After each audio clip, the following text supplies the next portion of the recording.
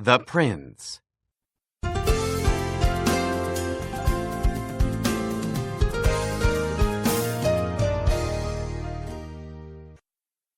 Chapter 1. How many kinds of principalities there are, and by what means they are acquired.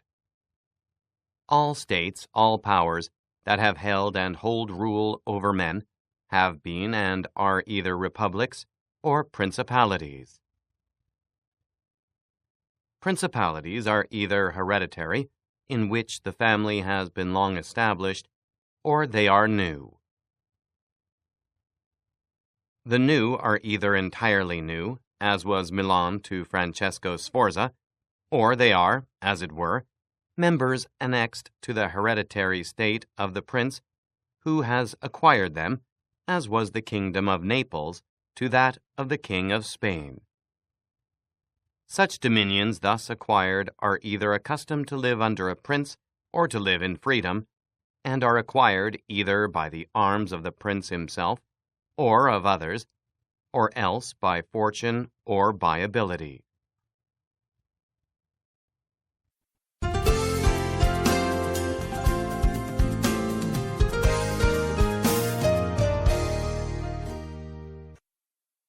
Chapter 2. Concerning hereditary principalities. I will leave out all discussion on republics, inasmuch as in other place I have written of them at length, and will address myself only to principalities. In doing so, I will keep to the order indicated above, and discuss how much principalities are to be ruled and preserved. I say at once there are fewer difficulties in holding hereditary states, and those long accustomed to the family of their prince, than new ones, for it is sufficient only not to transgress the customs of his ancestors, and to deal prudently with circumstances as they arise. For a prince of average powers to maintain himself in his state, unless he be deprived of it by some extraordinary and excessive force, and if he should be so deprived of it, whenever anything sinister happens to the usurper, he will regain it. We have in Italy, for example, the Duke of Ferrara, who could not have withstood the attacks of the Venetians in 84, nor those of Pope Julius in 10, unless he had been long established in his dominions. For the hereditary prince has less cause and less necessity to offend, hence it happens that he will be more loved, and unless extraordinary vices cause him to be hated, it is reasonable to expect that his subjects will be naturally well disposed towards him, and in the antiquity and duration of his rule, the memories and motives that make for change are lost, for one change always leaves the toothing for another.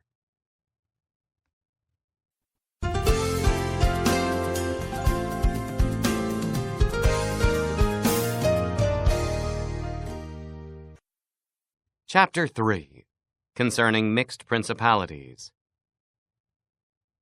But the difficulties occur in a new principality, and firstly, if it be not entirely new, but is, as it were, a member of a state which, taken collectively, may be called composite, the changes arise chiefly from an inherent difficulty, which there is in all new principalities, for men change their rulers willingly, hoping to better themselves, and this hope induces them to take up arms against him who rules, wherein they are deceived, because they afterwards find by experience they have gone from bad to worse. This follows also on another natural and common necessity, which always causes a new prince to burden those who have submitted to him with his soldiery and with infinite other hardships which he must put upon his new acquisition. In this way you have enemies in all those whom you have injured in seizing that principality, and you are not able to keep those friends who put you there, because of your not being able to satisfy them in the way they expected, and you cannot take strong measures against them, feeling bound to them. For, although one may be very strong in armed forces, yet in entering a province, one has always need of the goodwill of the natives.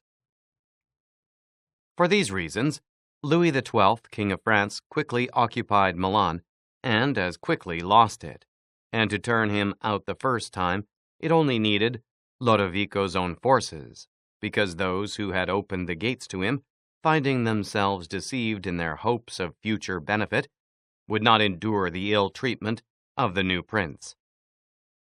It is very true that after acquiring rebellious provinces a second time, they are not so lightly lost afterwards, because the prince, with little reluctance, takes the opportunity of the rebellion to punish the delinquents, to clear out the suspects, and to strengthen himself in the weakest places. Thus, to cause France to lose Milan the first time, it was enough for the Duke Ludovico to raise insurrections on the borders, but to cause him to lose it a second time, it was necessary to bring the whole world against him, and that his armies should be defeated and driven out of Italy, which followed from the causes above mentioned. Nevertheless, Milan was taken from France both the first and the second time. The general reasons for the first have been discussed. It remains to name those for the second, and to see what resources he had, and what any one in his situation would have had for maintaining himself more securely in his acquisition than did the King of France. Now I say that those dominions which, when acquired, are added to an ancient state by him who acquires them, are either of the same country and language, or they are not. When they are, it is easier to hold them, especially when they have not been accustomed to self-government, and to hold them securely, it is enough to have destroyed the family of the prince who is ruling them, because the two peoples, preserving in other things the old conditions, and not being unlike in customs, will live quietly together, as one has seen in Brittany, Burgundy, Gascony, and Normandy, which have been bound to France for so long a time, and, although there may be some difference in language, nevertheless, the customs are alike, and the people will easily be able to get on amongst themselves. He who has annexed them, if he wishes to hold them, has only to bear in mind two considerations: the one, that the family of their former lord is extinguished; the other, that neither their laws nor their taxes are altered, so that in a very short time they will become entirely one body with the old principality. But when states are acquired in a country differing in language, customs, or laws, there are difficulties, and good fortune and great energy are needed to hold them, and one of the greatest and most real helps would be that he who has acquired them should go and reside there. This would make his position more secure and durable, as it has made that of the Turk in Greece, who, notwithstanding all the other measures taken by him for holding that state, if he had not settled there, would not have been able to keep it. Because if one is on the spot, disorders are seen as they spring up, and one can quickly remedy them. But if one is not at hand, they are heard of only when they are great, and then one can no longer remedy them. Besides this, the country is not pillaged by your officials, the subjects are satisfied by prompt recourse to the prince, thus, wishing to be good, they have more cause to love him, and wishing to be otherwise, to fear him. He who would attack that state from the outside must have the utmost caution.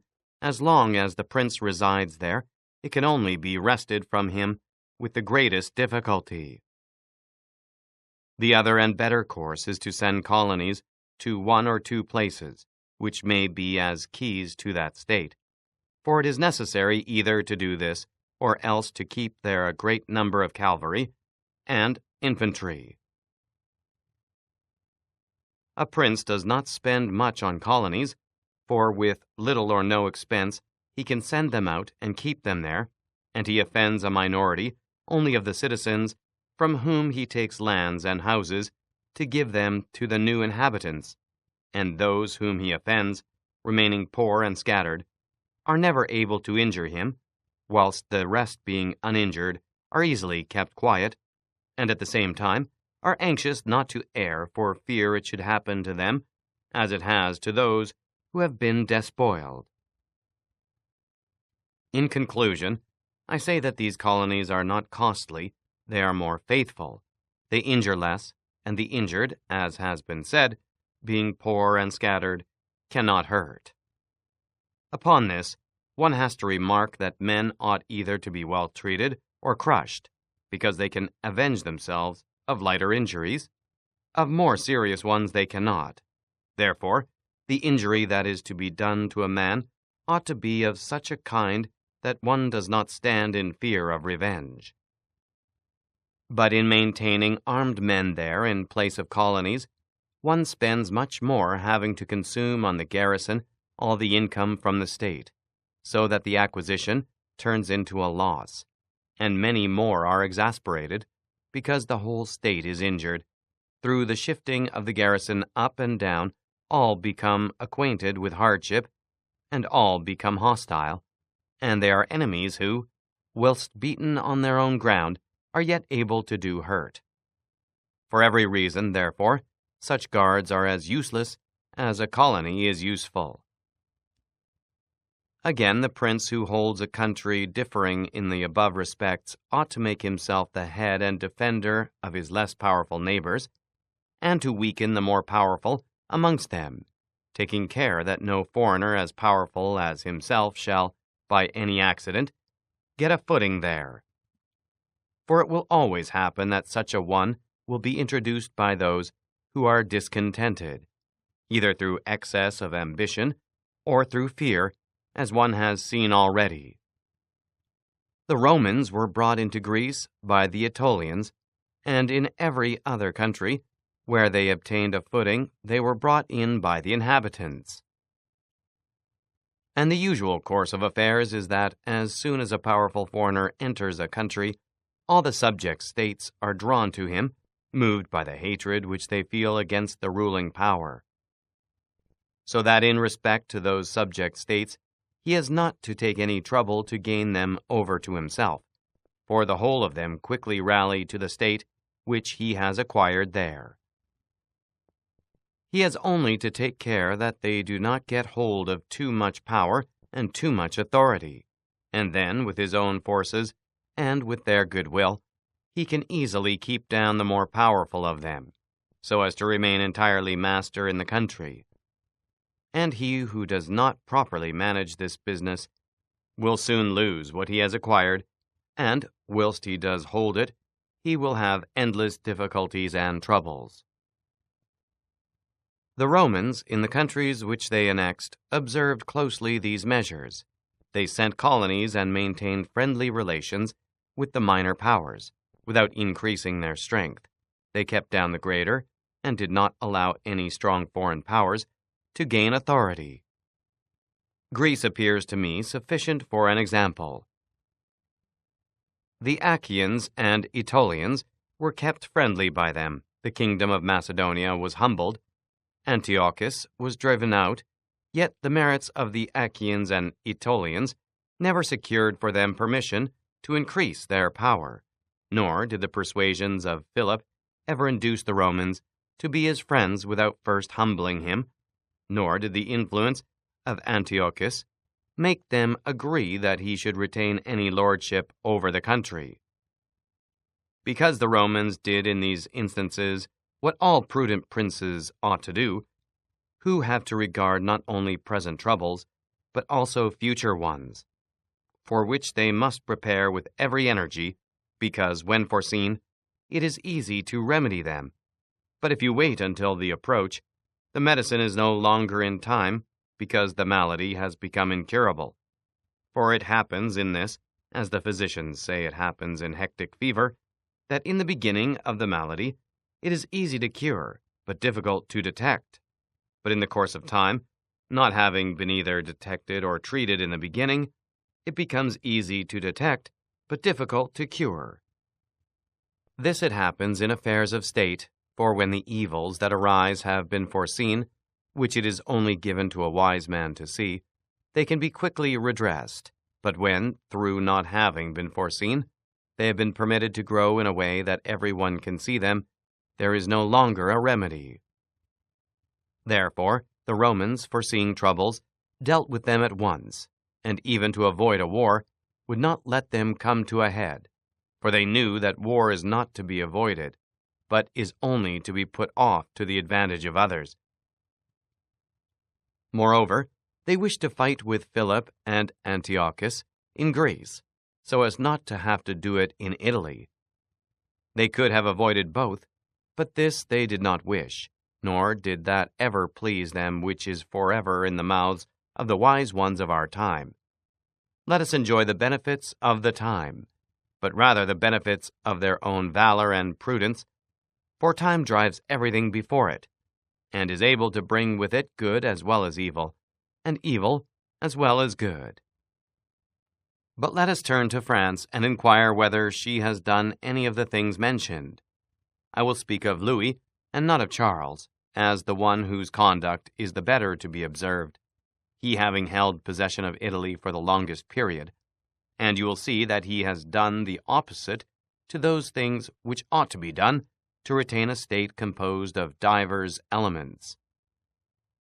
King Louis was brought into Italy by the ambition of the Venetians, who desired to obtain half the state of Lombardy by his intervention. I will not blame the course taken by the king, because wishing to get a foothold in Italy, and having no friends there, seeing rather that every door was shut to him owing to the conduct of Charles, he was forced to accept those friendships which he could get, and he would have succeeded very quickly in his design if in other matters he had not made some mistakes. The king, however, having acquired Lombardy, regained at once the authority which Charles had lost. Genoa yielded, the Florentines became his friends, the Marquis of Mantua, the Duke of Ferrara, the Bentivogli, my Lady of Forli, the lords of Finza, of Pesaro, of Rimini, of Camerino, of Piombino, the Lucchese, the Pisans, the Sienese, everybody made advances to him to become his friend. Then could the Venetians realize the rashness of the course taken by them, which, in order that they might secure 2 towns in Lombardy, had made the king master of 2/3 of Italy. Let any one now consider with what little difficulty the king could have maintained his position in Italy had he observed the rules above laid down, and kept all his friends secure and protected, for although they were numerous, they were both weak and timid, some afraid of the church, some of the Venetians, and thus they would always have been forced to stand in with him, and by their means he could easily have made himself secure against those who remained powerful. But he was no sooner in Milan than he did the contrary by assisting Pope Alexander to occupy the Romagna. It never occurred to him that by this action he was weakening himself, depriving himself of friends and of those who had thrown themselves into his lap, whilst he aggrandized the church by adding much temporal power to the spiritual, thus giving it greater authority. And having committed this prime error, he was obliged to follow it up, so much so that, to put an end to the ambition of Alexander, and to prevent his becoming the master of Tuscany, he was himself forced to come into Italy.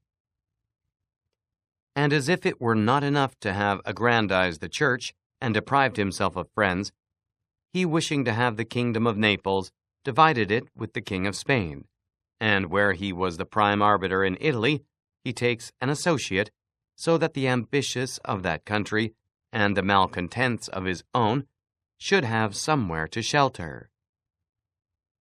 And whereas he could have left in the kingdom his own pensioner as king, he drove him out, to put one there who was able to drive him, Louis, out in turn. The wish to acquire is in truth very natural and common, and men always do so when they can, and for this they will be praised, not blamed. But when they cannot do so, yet wish to do so by any means, then there is folly and blame. Therefore, if France could have attacked Naples with her own forces, she ought to have done so. If she could not, then she ought not to have divided it. And if the partition which she made with the Venetians in Lombardy was justified by the excuse that by it she got a foothold in Italy, this other partition merited blame, for it had not the excuse of that necessity. Therefore, Louis made these 5 errors. He destroyed the minor powers. He increased the strength of one of the greater powers in Italy. He brought in a foreign power. He did not settle in the country. He did not send colonies. Which errors, had he lived, were not enough to injure him, had he not made a 6th by taking away their dominions from the Venetians. Because, had he not aggrandized the church, nor brought Spain into Italy, it would have been very reasonable and necessary to humble them. But having first taken these steps, he ought never to have consented to their ruin, for they, being powerful, would always have kept off others from designs on Lombardy, to which the Venetians would never have consented, except to become masters themselves there. Also, because the others would not wish to take Lombardy from France in order to give it to the Venetians, and to run counter to both, they would not have had the courage. And if anyone should say King Louis yielded the Romagna to Alexander and the kingdom to Spain to avoid war, I answer for the reasons given above that a blunder ought never to be perpetrated to avoid war, because it is not to be avoided, but is only deferred to your disadvantage.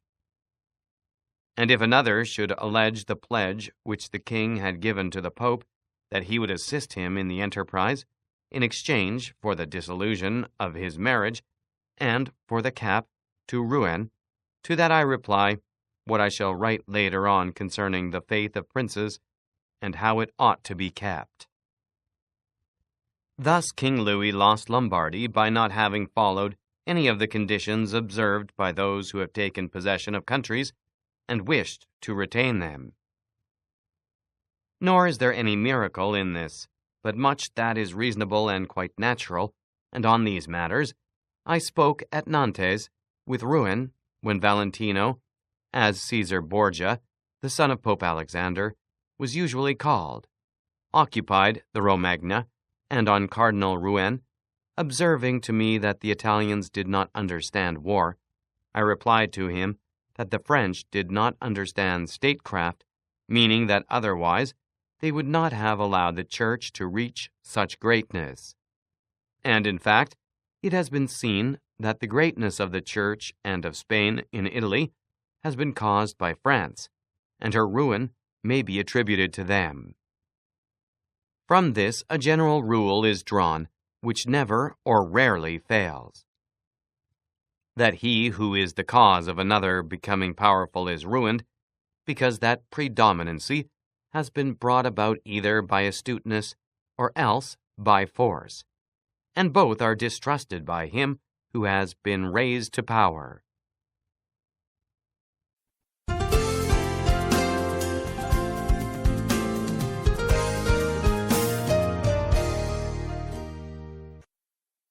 Chapter 4. Why the kingdom of Darius, conquered by Alexander, did not rebel against the successors of Alexander at his death. Considering the difficulties which men have had to hold to a newly acquired state, some might wonder how, seeing that Alexander the Great became the master of Asia in a few years, and died whilst it was scarcely settled, whence it might appear reasonable that the whole empire would have rebelled, nevertheless his successors maintained themselves, and had to meet no other difficulty than that which arose among themselves from their own ambitions. I answer that the principalities of which one has record or found to be governed in 2 different ways, either by a prince with a body of servants, who assist him to govern the kingdom as ministers by his favor and permission, or by a prince and barons who hold that dignity by antiquity of blood, and not by the grace of the prince.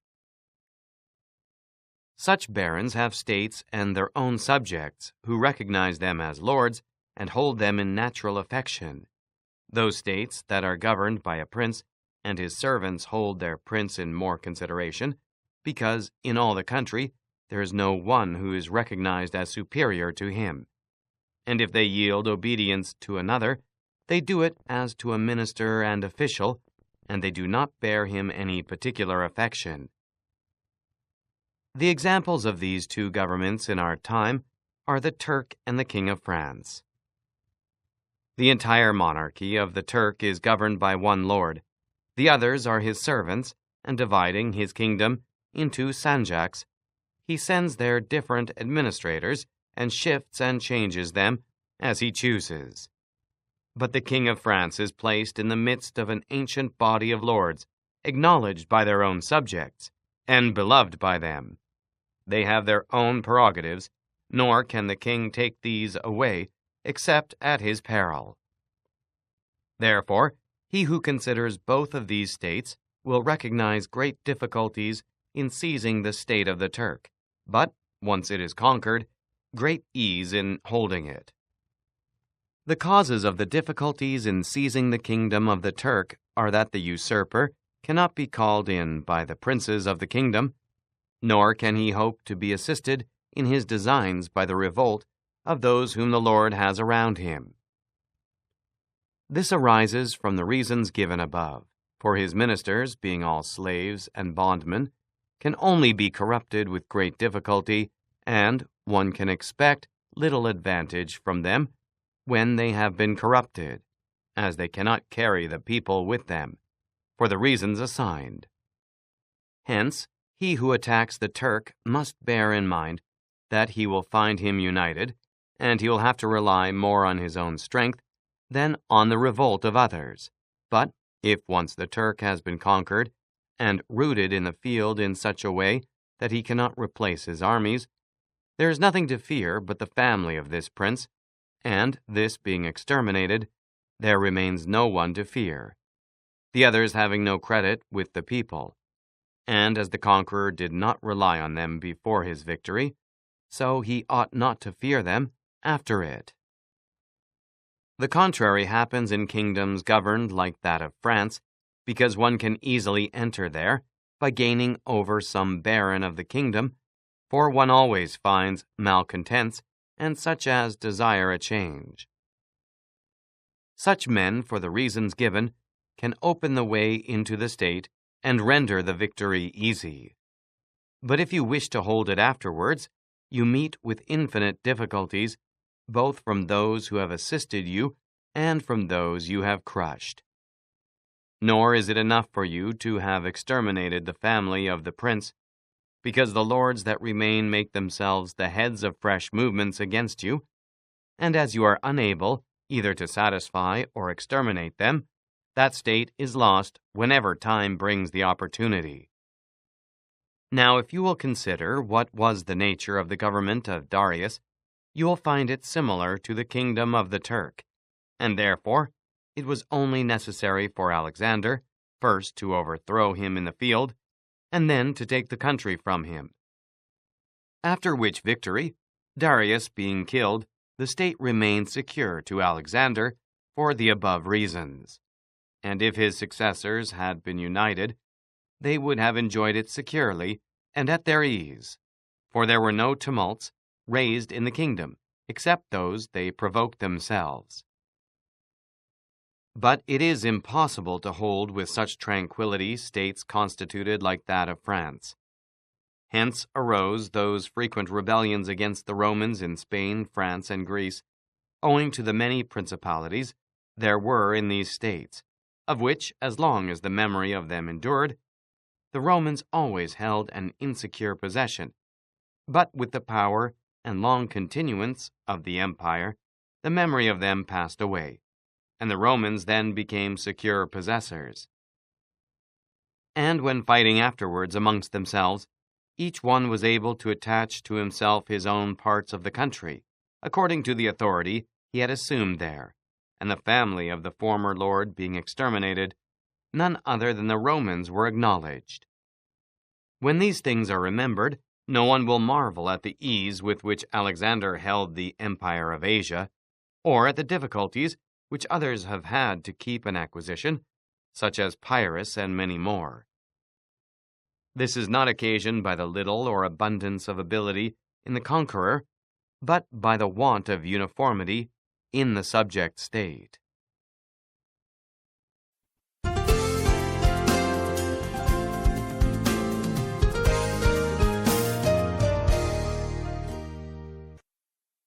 Chapter 5. Concerning the way to govern cities or principalities which lived under their own laws before they were annexed. Whenever those states which have been acquired as stated have been accustomed to live under their own laws and in freedom, there are three courses for those who wish to hold them. The first is to ruin them, the next is to reside there in person, the third is to permit them to live under their own laws, drawing a tribute and establishing within it an oligarchy which will keep it friendly to you. Because such a government being created by the prince knows that it cannot stand without his friendship and interest, and does its utmost to support him. And therefore, he who would keep a city accustomed to freedom will hold it more easily by the means of its own citizens than in any other way. There are, for example, the Spartans and the Romans. The Spartans held Athens and Thebes, establishing there an oligarchy. Nevertheless, they lost them. The Romans, in order to hold Capua, Carthage, and Numantia, dismantled them and did not lose them. They wished to hold Greece as the Spartans held it, making it free and permitting its laws, and did not succeed. So to hold it, they were compelled to dismantle many cities in the country, for in truth, there is no safe way to retain them otherwise than by ruining them. And he who becomes master of a city accustomed to freedom and does not destroy it, may expect to be destroyed by it, for in rebellion it is always the watchword of liberty and its ancient privileges as a rallying point, which neither time nor benefits will ever cause it to forget.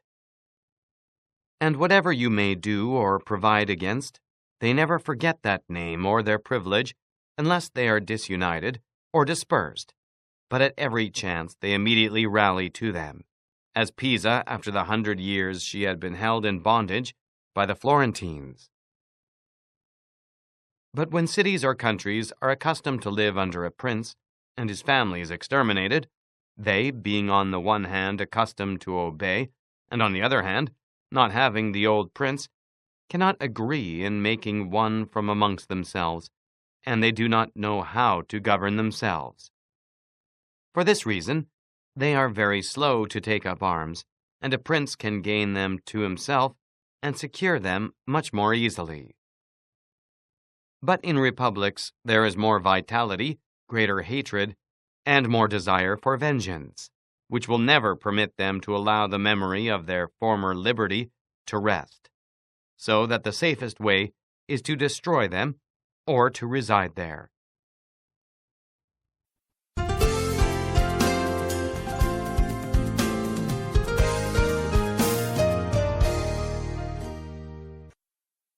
Chapter 6. Concerning new principalities which are acquired by one's own arms and ability. Let no one be surprised if, in speaking of entirely new principalities, as I shall do, I adduce the highest examples both of prince and of state, because men, walking almost always in paths beaten by others, and following, by imitation, their deeds, are yet unable to keep entirely to the ways of others, or attain to the power of those they imitate. A wise man ought always to follow the paths beaten by great men, and to imitate those who have been supreme, so that if his ability does not equal theirs, at least it will savor of it. Let him act like the clever archers who, designing to hit the mark which yet appears too far distant, and knowing the limits to which the strength of their bow attains, take aim much higher than the mark, not to reach by their strength or arrow to so great a height, but to be able, with the aid of so high an aim, to hit the mark they wish to reach. I say, therefore, that in entirely new principalities, where there is a new prince, more or less difficulty is found in keeping them, accordingly as there is more or less ability in him who has acquired the state. Now, as the fact of becoming a prince from a private station presupposes either ability or fortune, it is clear that one or other of these things will mitigate, in some degree, many difficulties. Nevertheless, he who has relied least on fortune is established the strongest. Further, it facilitates matters when the prince, having no other state, is compelled to reside there in person. But to come to those who, by their own ability, and not through fortune, have risen to be princes, I say that Moses, Cyrus, Romulus, Theseus, and such like are the most excellent examples. And although one may not discuss Moses, he having been a mere executor of the will of God, yet he ought to be admired, if only for that favor which made him worthy to speak with God. But in considering Cyrus and others who have acquired or founded kingdoms, all will be found admirable. And if their particular deeds and conduct shall be considered, they will not be found inferior to those of Moses, although he had so great a preceptor. And in examining their actions and lives, one cannot see that they owed anything to fortune beyond opportunity, which brought them the material to mold into the form which seemed best to them. Without that opportunity, their powers of mind would have been extinguished, and without those powers, the opportunity would have come in vain. It was necessary, therefore, to Moses that he should find the people of Israel in Egypt enslaved and oppressed by the Egyptians, in order that they should be disposed to follow him, so as to be delivered out of bondage. It was necessary that Romulus should not remain in Alba, and that he should be abandoned at his birth, in order that he should become king of Rome and founder of the fatherland. It was necessary that Cyrus should find the Persians discontented with the governments of the Medes, and the Medes soft and effeminate through their long peace. Theseus could not have shown his ability had he not found the Athenians dispersed. These opportunities, therefore, made those men fortunate, and their high ability enabled them to recognize the opportunity whereby their country was ennobled and made famous. Those who by valorous ways become princes like these men acquire a principality with difficulty, but they keep it with ease.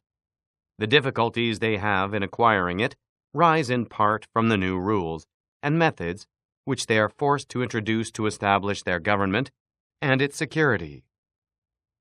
And it ought to be remembered that there is nothing more difficult to take in hand, more perilous to conduct, or more uncertain in its success than to take the lead in the introduction of a new order of things, because the innovator has for enemies all those who have done well under the old conditions, and lukewarm defenders in those who may do well under the new.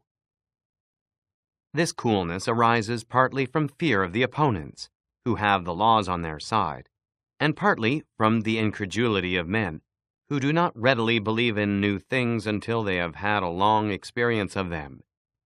Thus it happens that whenever those who are hostile have the opportunity to attack, they do it like partisans, whilst the others defend lukewarmly, in such wise that the prince is endangered along with them. It is necessary, therefore, if we desire to discuss this matter thoroughly, to inquire whether these innovators can rely on themselves or have to depend on others. That is to say, whether to consummate their enterprise, have they to use prayers or can they use force? In the first instance, they always succeed badly and never compass anything.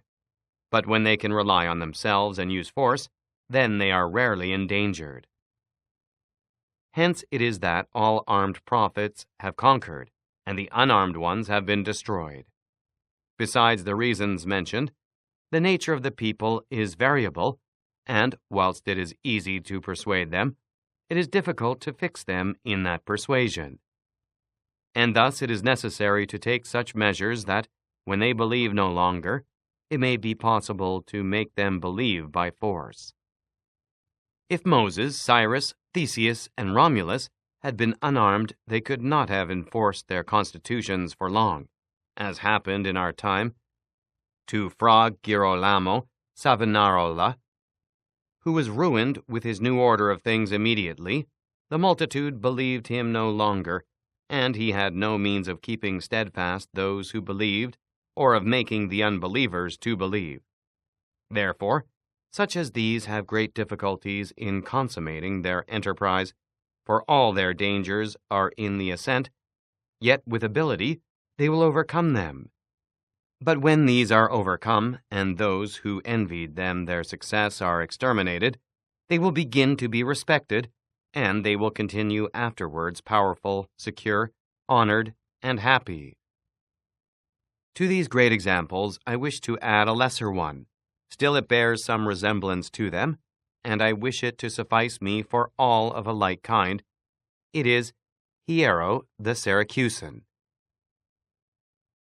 This man rose from a private station to be Prince of Syracuse, nor did he either owe anything to fortune, but opportunity, for the Syracusans, being oppressed, chose him for their captain. Afterwards, he was rewarded by being made their prince. He was of so great ability, even as a private citizen, that one who writes of him says he wanted nothing but a kingdom to be a king. This man abolished the old soldiery, organized the new, gave up old alliances, made new ones, and as he had his own soldiers and allies, on such foundations he was able to build any edifice. Thus, whilst he had endured much trouble in acquiring, he had but little in keeping.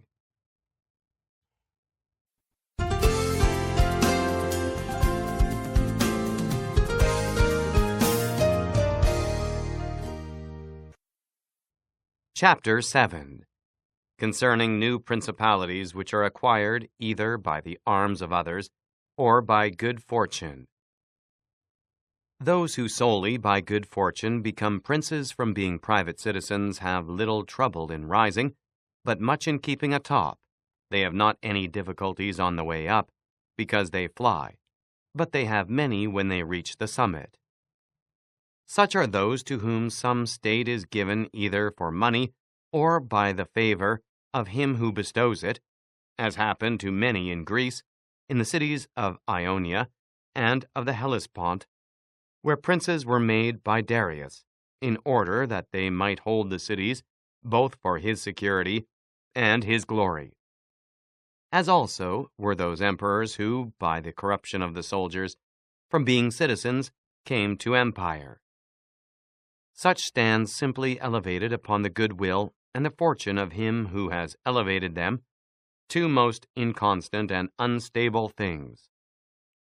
Neither have they the knowledge requisite for the position, because unless they are men of great worth and ability, it is not reasonable to expect that they should know how to command, having always lived in a private condition. Besides, they cannot hold it, because they have not forces which they can keep friendly and faithful. States that rise unexpectedly, then, like all other things in nature which are born and grow rapidly, cannot leave their foundations and correspondencies fixed in such a way that the first storm will not overthrow them, unless, as is said, those who unexpectedly become princes are men of so much ability that they know they have to be prepared at once to hold that which fortune has thrown into their laps, and that those foundations, which others have laid before they became princes, they must lay afterwards. Concerning these two methods of rising to be a prince of ability of fortune, I wish to adduce two examples within our own recollection, and these are Francesco Sforza and Caesar Borgia. Francesco, by proper means and with great ability, from being a private person, rose to be Duke of Milan, and that which he had acquired with 1,000 anxieties, he kept with little trouble. On the other hand, Caesar Borgia, called by the people Duke Valentino, acquired his state during the ascendancy of his father, and, on its decline, he lost it, notwithstanding that he had taken every measure, and done all that ought to be done by a wise and able man, to fix firmly his roots in the states which the arms and fortunes of others had bestowed on him. Because, as is stated above, he who has not first laid his foundations may be able with great ability to lay them afterwards, but they will be laid with trouble to the architect and danger to the building. If, therefore, all the steps taken by the Duke be considered, it will be seen that he laid solid foundations for his future power, and I do not consider it superfluous to discuss them, because I do not know what better precepts to give a new prince than the example of his actions. And, if his dispositions were of no avail, that was not his fault, but the extraordinary and extreme malignity of fortune. Alexander VI, in wishing to aggrandize the Duke, his son, had many immediate and prospective difficulties. Firstly, he did not see his way to make him master of any state that was not a state of the Church, and, if he was willing to rob the Church, he knew that the Duke of Milan and the Venetians would not consent, because Faenza and Rimini were already under the protection of the Venetians. Besides this, he saw the arms of Italy, especially those by which he might have been assisted, in hands that would fear the aggrandizement of the Pope, namely, the Orsini and the Colonnesi, and their following. It beloved him, therefore, to upset this state of affairs and embroil the powers so as to make himself securely master of part of their states. This was easy for him to do, because he found the Venetians, moved by other reasons, inclined to bring back the French into Italy. He would not only not oppose this, but he would render it more easy by dissolving the former marriage of King Louis. Therefore the king came into Italy with the assistance of the Venetians and the consent of Alexander. He was no sooner in Milan than the Pope had soldiers from him for the attempt on the Romagna, which yielded to him on the reputation of the king. The Duke, therefore, having acquired the Romagna and beaten the Colonnesi, while wishing to hold that and to advance further, was hindered by two things.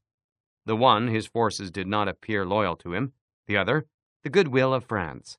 That is to say, he feared that the forces of the Orsini, which he was using, would not stand to him, that not only might they hinder him from winning more, but might themselves seize what he had won, and that the king might also do the same.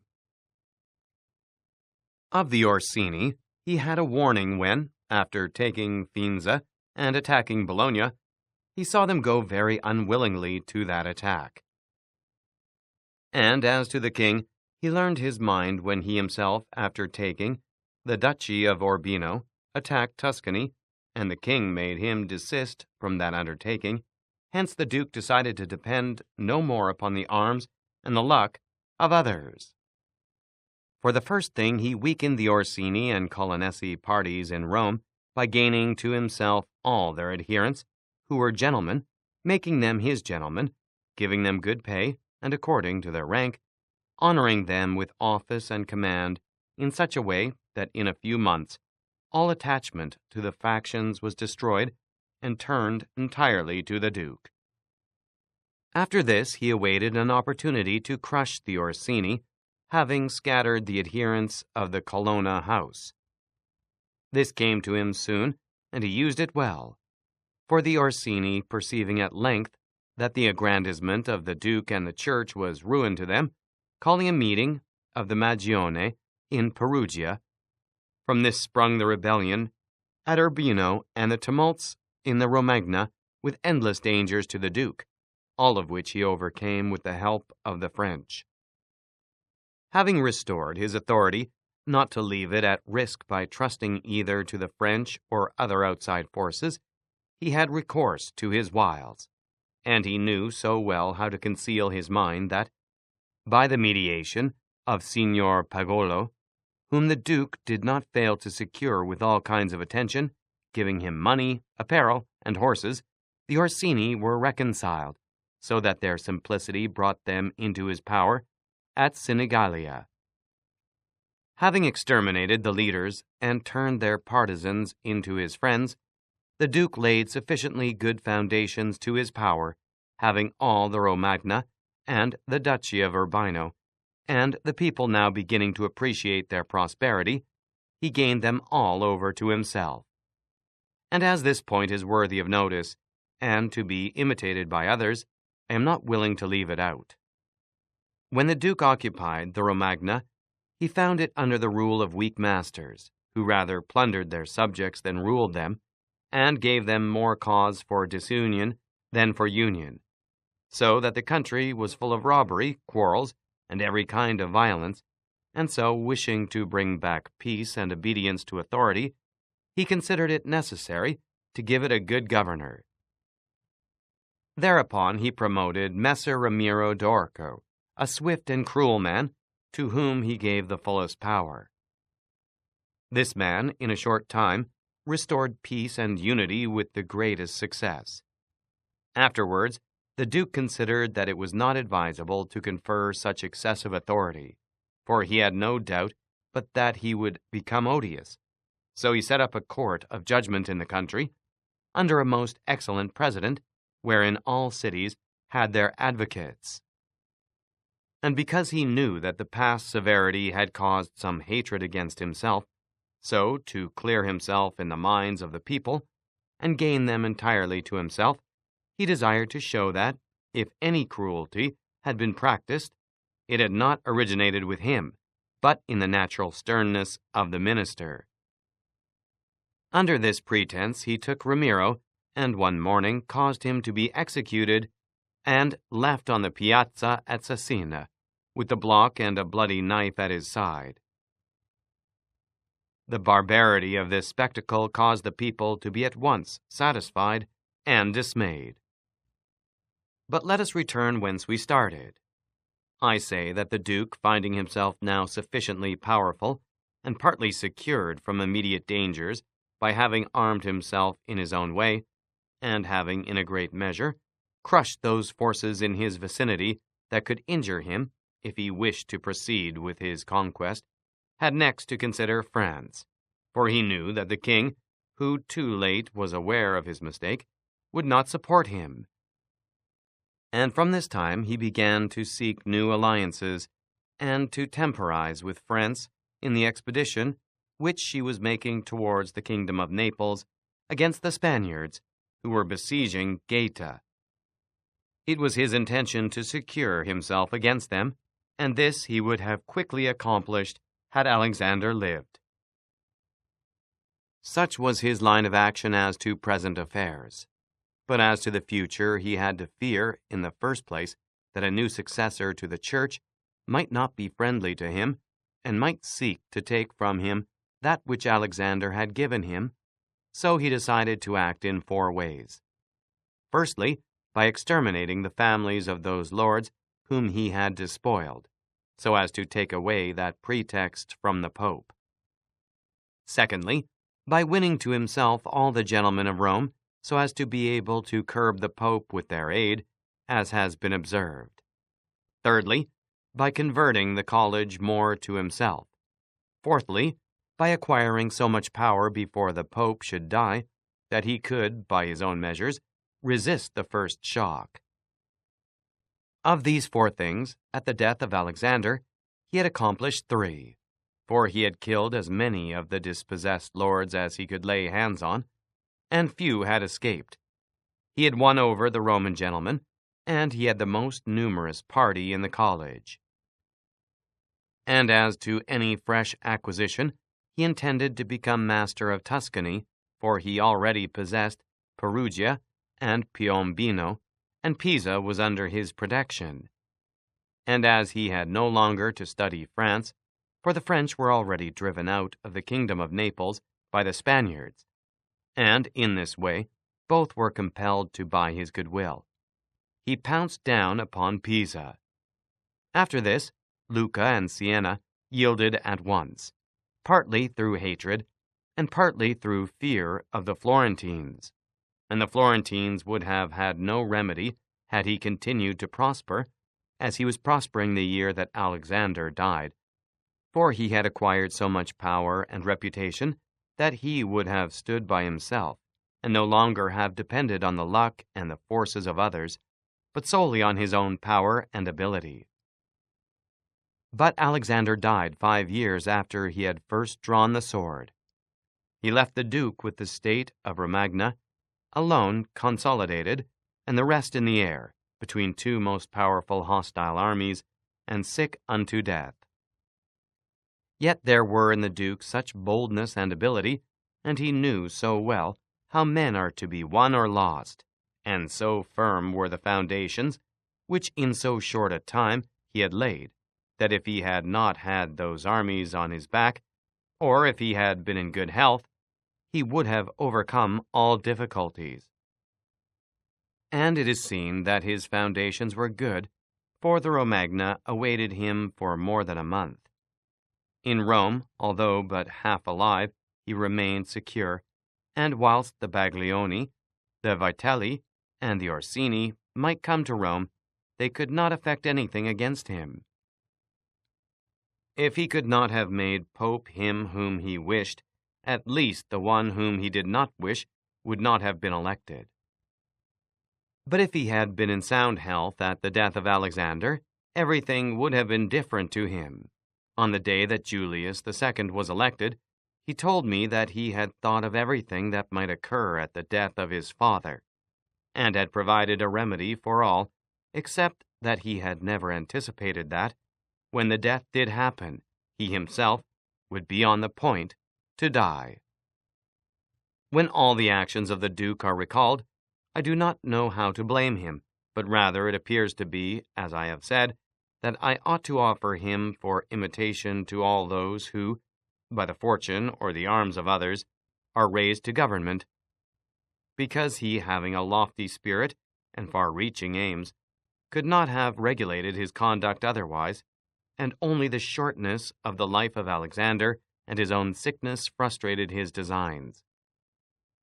Therefore, he who considers it necessary to secure himself in his new principality, to win friends, to overcome either by force or fraud, to make himself beloved and feared by the people, to be followed and revered by the soldiers, to exterminate those who have power or reason to hurt him, to change the old order of things for new, to be severe and gracious, magnanimous and liberal, to destroy a disloyal soldiery and to create new, to maintain friendship with kings and princes in such a way that they must help him with zeal and offend with caution, cannot find a more lively example than the actions of this man. Only can he be blamed for the election of Julius II, in whom he had made a bad choice, because, as is said, not being able to elect a pope to his own mind, he could have hindered any other from being elected pope, and he ought never to have consented to the election of any cardinal whom he had injured or who had cause to fear him, if they became pontiffs. For men injure either from fear or hatred. Those whom he had injured, amongst others, were San Pietro, ad Vincula, Colonna, San Giorgio, and Ascanio. The rest, in becoming pope, had to fear him, Ruin and the Spaniards excepted, the latter from their relationship and obligations, the former from his influence, the kingdom of France having relations with him.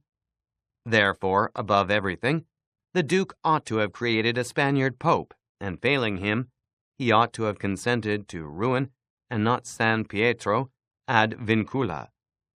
He who believes that new benefits will cause great personages to forget old injuries is deceived. Therefore, the Duke erred by his choice, and it was the cause of his ultimate ruin.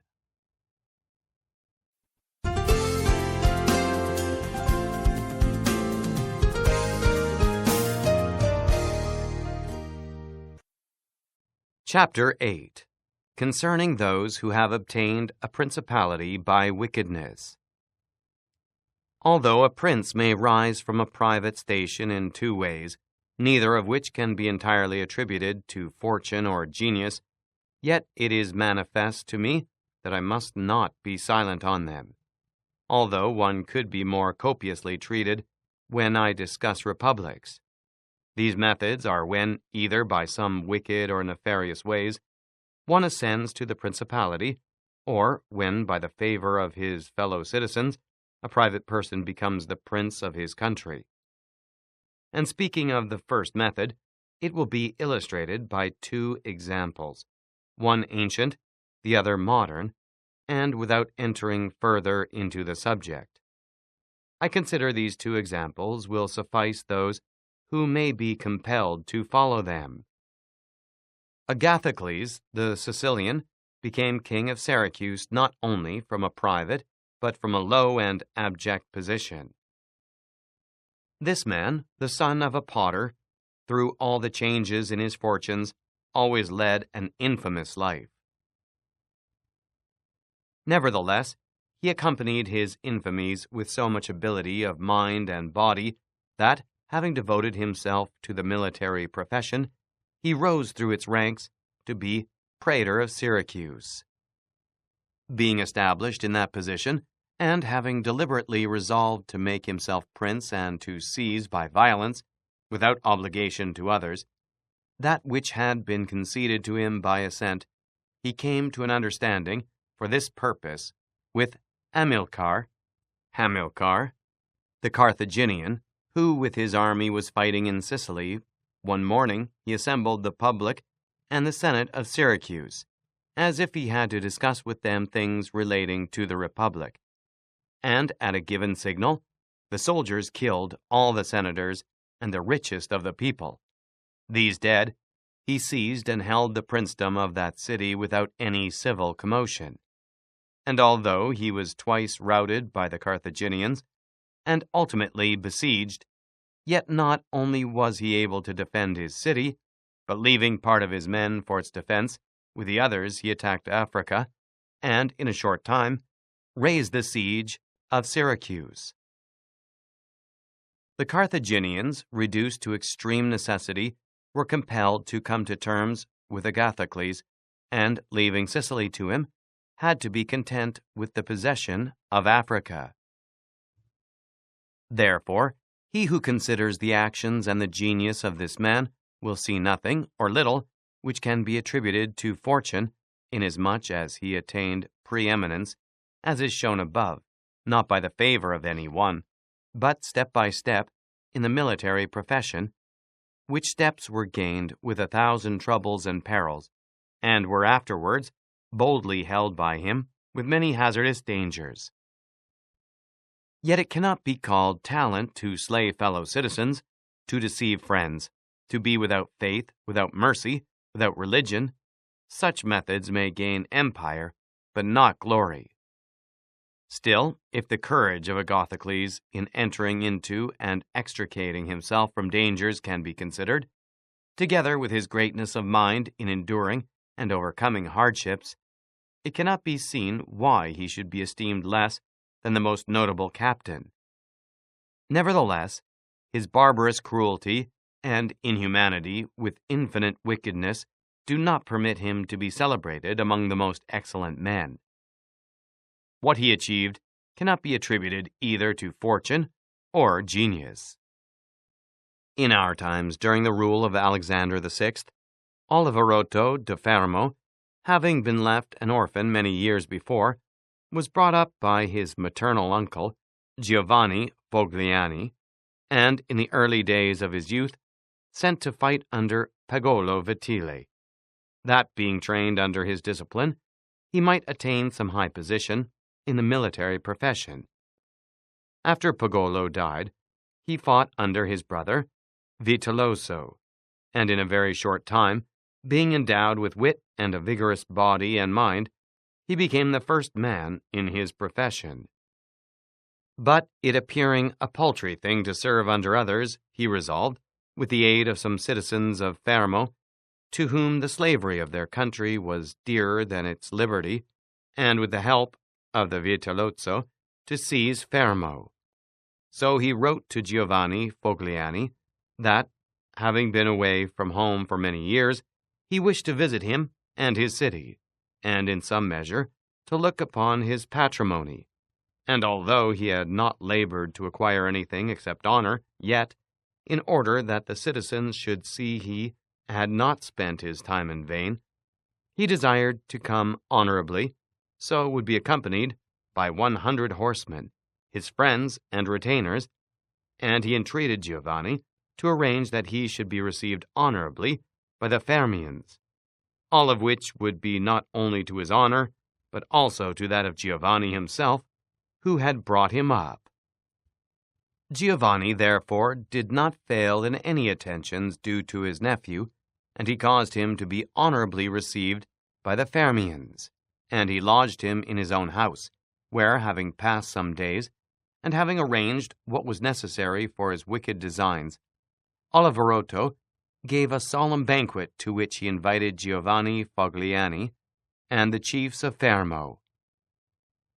When the viands and all the other entertainers that are usual in such banquets were finished, Oliverotto artfully began certain grave discourses speaking of the greatness of Pope Alexander and his son Caesar, and of their enterprises, to which discourse Giovanni and others answered, but he rose at once, saying that such matters ought to be discussed in a more private place, and he betook himself to a chamber, whither Giovanni and the rest of the citizens went in after him. No sooner were they seated than soldiers issued from secret places and slaughtered Giovanni and the rest. After these murders, Oliverotto, mounted on horseback, rode up and down the town and besieged the chief magistrate in the palace, so that in fear the people were forced to obey him and to form a government, of which he made himself the prince. He killed all the malcontents who were able to injure him, and strengthened himself with new civil and military ordinances, in such a way that, in the year during which he held the principality, not only was he secure in the city of Fermo, but he had become formidable to all his neighbors. And his destruction would have been as difficult as that of Agathocles, if he had not allowed himself to be overreached by Caesar Borgia, who took him with the Orsini and Vitelli at Sinigalia, as was stated above. Thus, 1 year after he had committed this parricide, he was strangled, together with Vitellozzo, whom he had made his leader in valor and wickedness. Some may wonder how it can happen that Agathocles and his like, after infinite treacheries and cruelties, should live for long secure in his country, and defend himself from external enemies, and never be conspired against by his own citizens, seeing that many others, by means of cruelty, have never been able even in peaceful times to hold the state, still less in the doubtful times of war. I believe that this follows from severities being badly or properly used.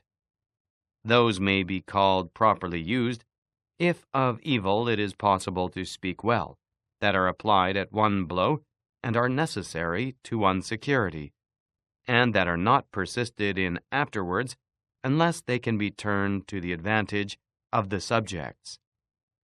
The badly employed are those which, notwithstanding they may be few in the commencement, multiply with time rather than decrease. Those who practice the first system are able, by aid of God or man, to mitigate in some degree their rule, as Agathocles did. It is impossible for those who follow the other to maintain themselves. Hence it is to be remarked that, in seizing a state, the usurper ought to examine closely into all those injuries which it is necessary for him to inflict, and to do them all at one stroke, so as not to have to repeat them daily. And thus, by not unsettling men, he will be able to reassure them, and win them to himself by benefits. He who does otherwise, either from timidity or evil advice, is always compelled to keep the knife in his hand. Neither can he rely on his subjects, nor can they attach themselves to him. Owing to their continued and repeated wrongs, for injuries ought to be done all at one time, so that, being tasted less, they offend less. Benefits ought to be given little by little, so that the flavor of them may last longer. And above all things, a prince ought to live amongst his people in such a way that no unexpected circumstances, whether of good or evil, shall make him change. Because if the necessity for this comes in troubled times, you are too late for harsh measures. And mild ones will not help you, for they will be considered as forced from you, and no one will be under any obligation to you for them.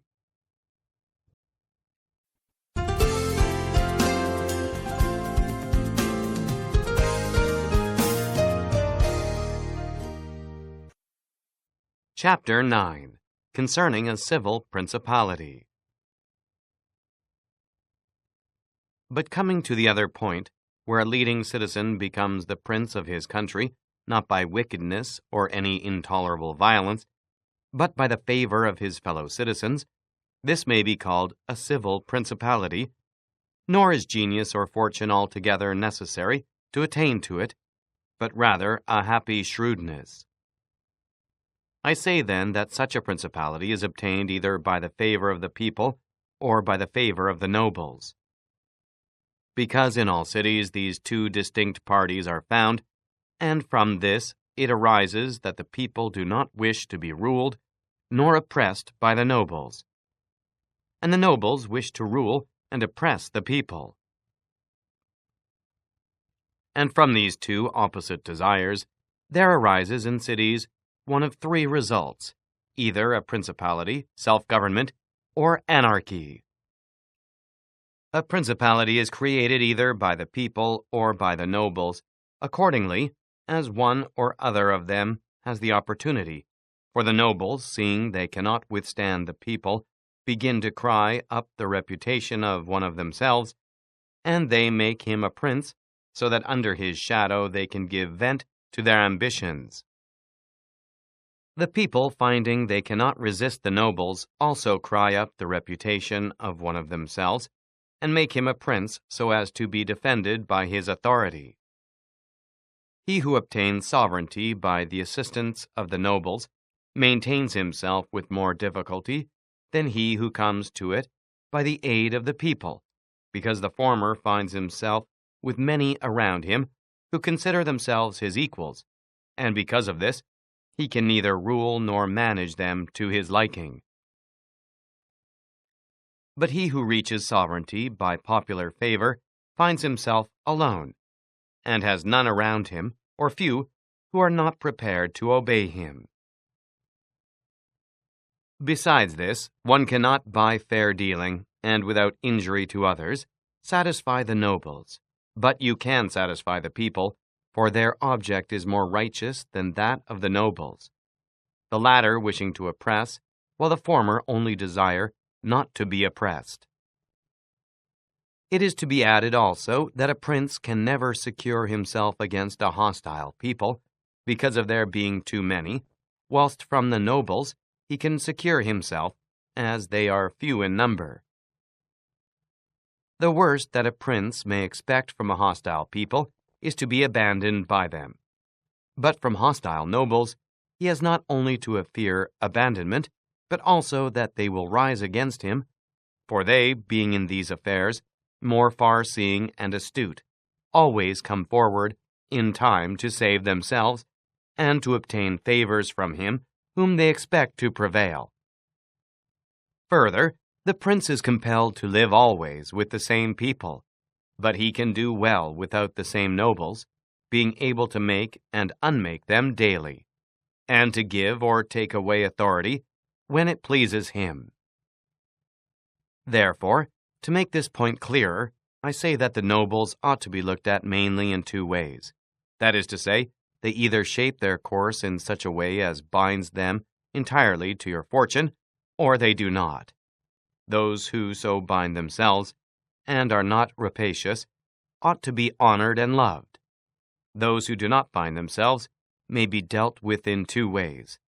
They may fail to do this through pusillanimity and a natural want of courage, in which case you ought to make use of them, especially of those who are good of counsel, and thus, whilst in prosperity, you honor them.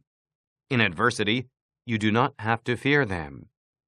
But when, for their own ambitious ends, they shun binding themselves, it is a token that they are giving more thought to themselves than to you, and a prince ought to guard against such, and to fear them as if they were open enemies, because in adversity they always help to ruin him.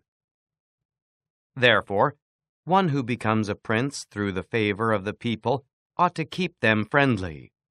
And this he can easily do, seeing they only ask not to be oppressed by him.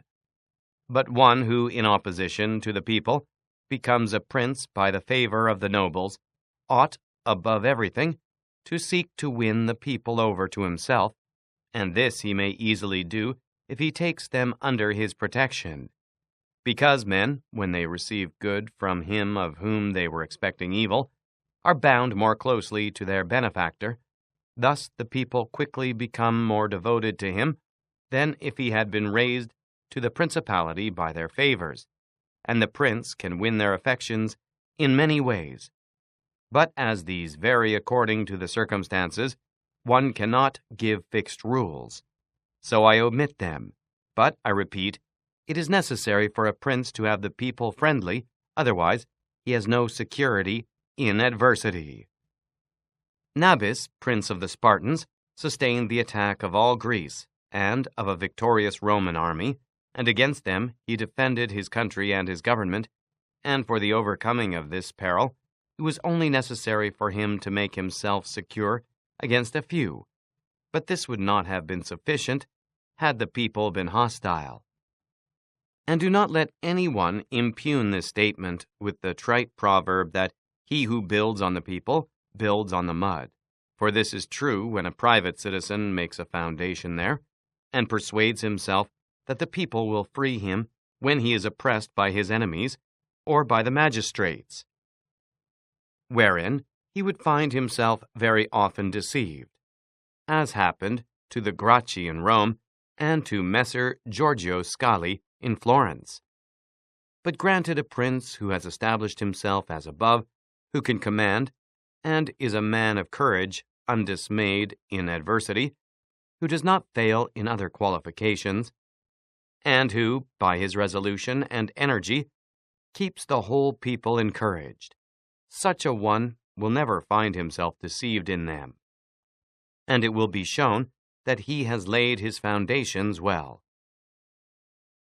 These principalities are liable to danger when they are passing from the civil to the absolute order of government, for such princes either rule personally or through magistrates. In the latter case, their government is weaker and more insecure, because it rests entirely on the good will of those citizens who are raised to the magistracy, and who, especially in troubled times, can destroy the government with great ease, either by intrigue or open defiance, and the prince has not the chance amid tumults to exercise absolute authority, because the citizens and subjects accustomed to receive orders from magistrates are not a mind to obey him amid these confusions, and there will always be in doubtful times a scarcity of men whom he can trust. For such a prince cannot rely upon what he observes in quiet times when citizens have need of the state, because then everyone agrees with him, they all promise, and when death is far distant, they all wish to die for him. But in troubled times, when the state has need of its citizens, then he finds but few. And so much the more is this experiment dangerous, inasmuch as it can only be tried once. Therefore, a wise prince ought to adopt such a course that his citizens will always, in every sort and kind of circumstance, have need of the state and of him, and then he will always find them faithful.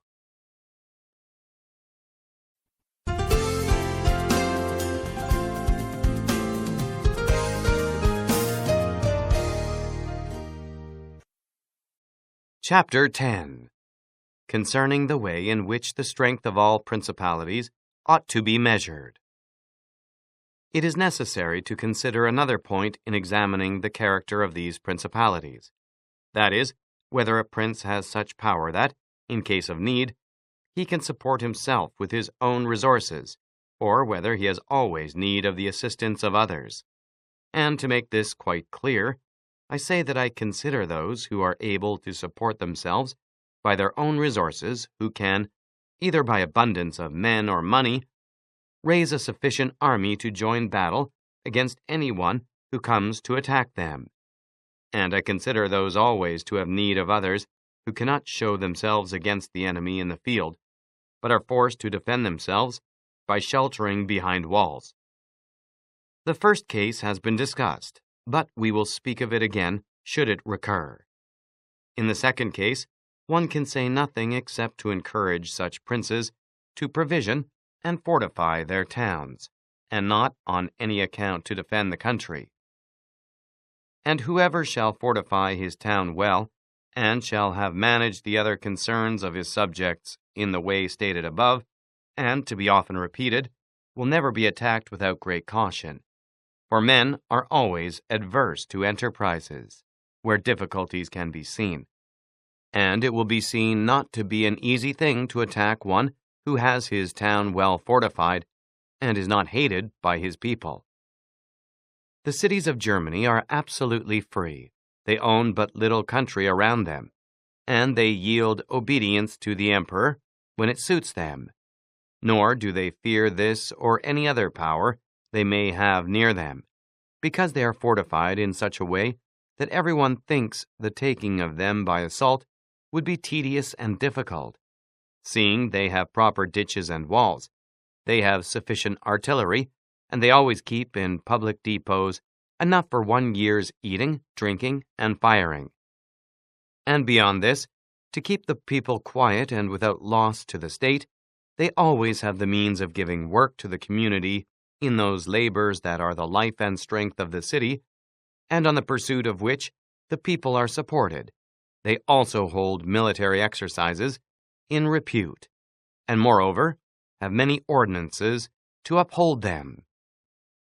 Therefore, a prince who has a strong city, and had not made himself odious, will not be attacked, or if anyone should attack, he will only be driven off with disgrace. Again, because that the affairs of this world are so changeable, it is almost impossible to keep an army a whole year in the field without being interfered with. And whoever should reply, if the people have property outside the city and see it burnt, they will not remain patient, and the long siege and self-interest will make them forget their prince. To this I answer that a powerful and courageous prince will overcome all such difficulties by giving at one time hope to his subjects that the evil will not be for long, at another time fear of the cruelty of the enemy, then preserving himself adroitly from those subjects who seem to him to be too bold.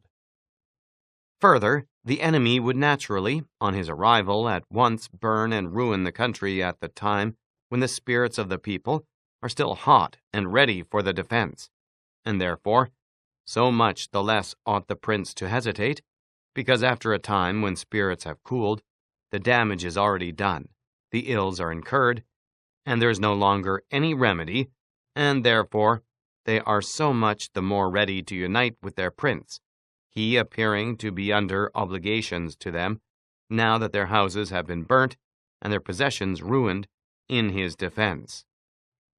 For it is the nature of men to be bound by the benefits they confer as much as by those they receive. Therefore, if everything is well considered, it will not be difficult for a wise prince to keep the minds of his citizens steadfast from first to last, when he does not fail to support and defend them.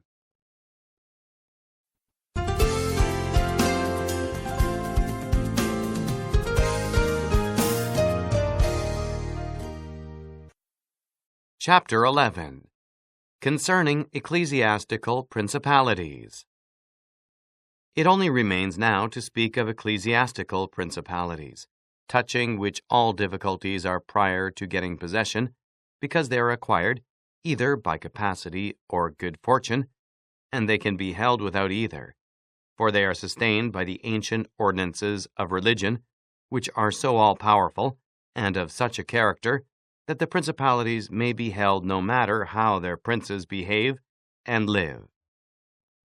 These princes alone have states and do not defend them, and they have subjects and do not rule them, and the states, although unguarded, are not taken from them, and the subjects, although not ruled, do not care, and they have neither the desire nor the ability to alienate themselves.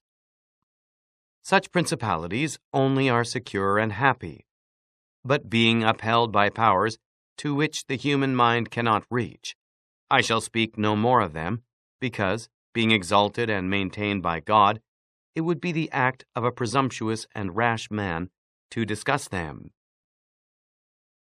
Nevertheless, if any one should ask of me how comes it that the Church has attained such greatness in temporal power, seeing that from Alexander backwards, the Italian potentates, not only those who have been called potentates, but every baron and lord, though the smallest, have valued the temporal power very slightly, yet now a king of France trembles before it, and it has been able to drive him from Italy and to ruin the Venetians. Although this may be very manifest, it does not appear to me superfluous to recall it in some measure to memory. Before Charles, King of France, passed into Italy, this country was under the dominion of the Pope, the Venetians, the King of Naples, the Duke of Milan, and the Florentines. These potentates had two principal anxieties: the one, that no foreigner should enter Italy under arms; the other, that none of themselves should seize more territory. Those about whom there was the most anxiety were the Pope and the Venetians. To restrain the Venetians, the union of all the others was necessary, as it was for the defense of Ferrara, and to keep down the Pope, they made use of the barons of Rome, who, being divided into two factions, Orsini and Colonnesi, had always a pretext for disorder, and, standing with arms in their hands under the eyes of the pontiff, kept the pontificate weak and powerless. And although there might arise sometimes a courageous pope, such as Sixtus, yet neither fortune nor wisdom could rid him of these annoyances. And the short life of a pope is also a cause of weakness, for in the 10 years, which is the average life of a pope, he can with difficulty lower one of the factions, and if so to speak, one. People should almost destroy the Colonnesi. Another would arise hostile to the Orsini, who would support their opponents, and yet would not have time to ruin the Orsini. This was the reason why the temporal powers of the Pope were little esteemed in Italy. Alexander VI arose afterwards, who of all the pontiffs that have ever been showed how a pope with both money and arms was able to prevail, and through the instrumentality of the Duke Valentino, and by reason of the entry of the French, he brought about all those things which I have discussed above in the actions of the Duke. And although his intention was not to aggrandize the Church, but the Duke, nevertheless, what he did contributed to the greatness of the Church, which after his death and the ruin of the Duke became the heir to all his labors. Pope Julius came afterwards and found the Church strong, possessing all the Romagna, the barons of Rome reduced to impotence, and, through the chastisements of Alexander, the factions wiped out. He also found the way open to accumulate money in a manner such as had never been practiced before Alexander's time. Such things Julius not only followed, but improved upon, and he intended to gain Bologna, to ruin the Venetians, and to drive the French out of Italy. All of these enterprises prospered with him, and so much the more to his credit, inasmuch as he did everything to strengthen the church, and not any private person. He kept also the Orsini and Colonnesi factions within the bounds in which he found them, and although there was among them some mind to make disturbance, nevertheless he held two things firm: the one, the greatness of the church, with which he terrified them, and the other, not allowing them to have their own cardinals, who caused the disorders among them. For whenever these factions have their cardinals, they do not remain quiet for long, because cardinals foster the factions in Rome and out of it, and the barons are compelled to support them, and thus from the ambitions of prelates arise disorders and tumults among the barons. For these reasons, His Holiness Pope Leo found the pontificate most powerful, and it is to be hoped that, if others made it great in arms, he will make it still greater and more venerated by his goodness and infinite other virtues.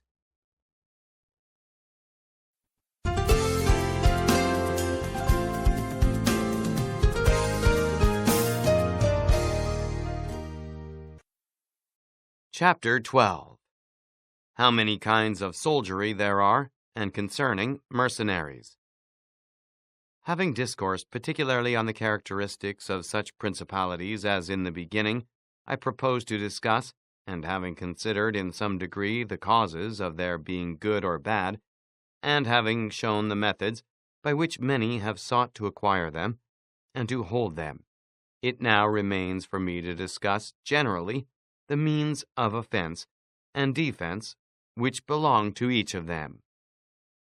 We have seen above how necessary it is for a prince to have his foundations well laid. Otherwise, it follows of necessity he will go to ruin. The chief foundations of all states, new as well as old, or composite, are good laws and good arms, and as there cannot be good laws where the state is not well armed, it follows that where they are well armed, they have good laws. I shall leave the laws out of the discussion, and shall speak of the arms. I say, therefore, that the arms with which a prince defends his state are either his own, or they are mercenaries, auxiliaries, or mixed. Mercenaries and auxiliaries are useless and dangerous, and if one holds his state based on these arms, he will stand neither firm nor safe, for they are disunited, ambitious, and without discipline, unfaithful, valiant before friends, cowardly before enemies. They have neither the fear of God nor fidelity to men, and destruction is deferred only so long as the attack is. For in peace one is robbed by them, and in war by the enemy.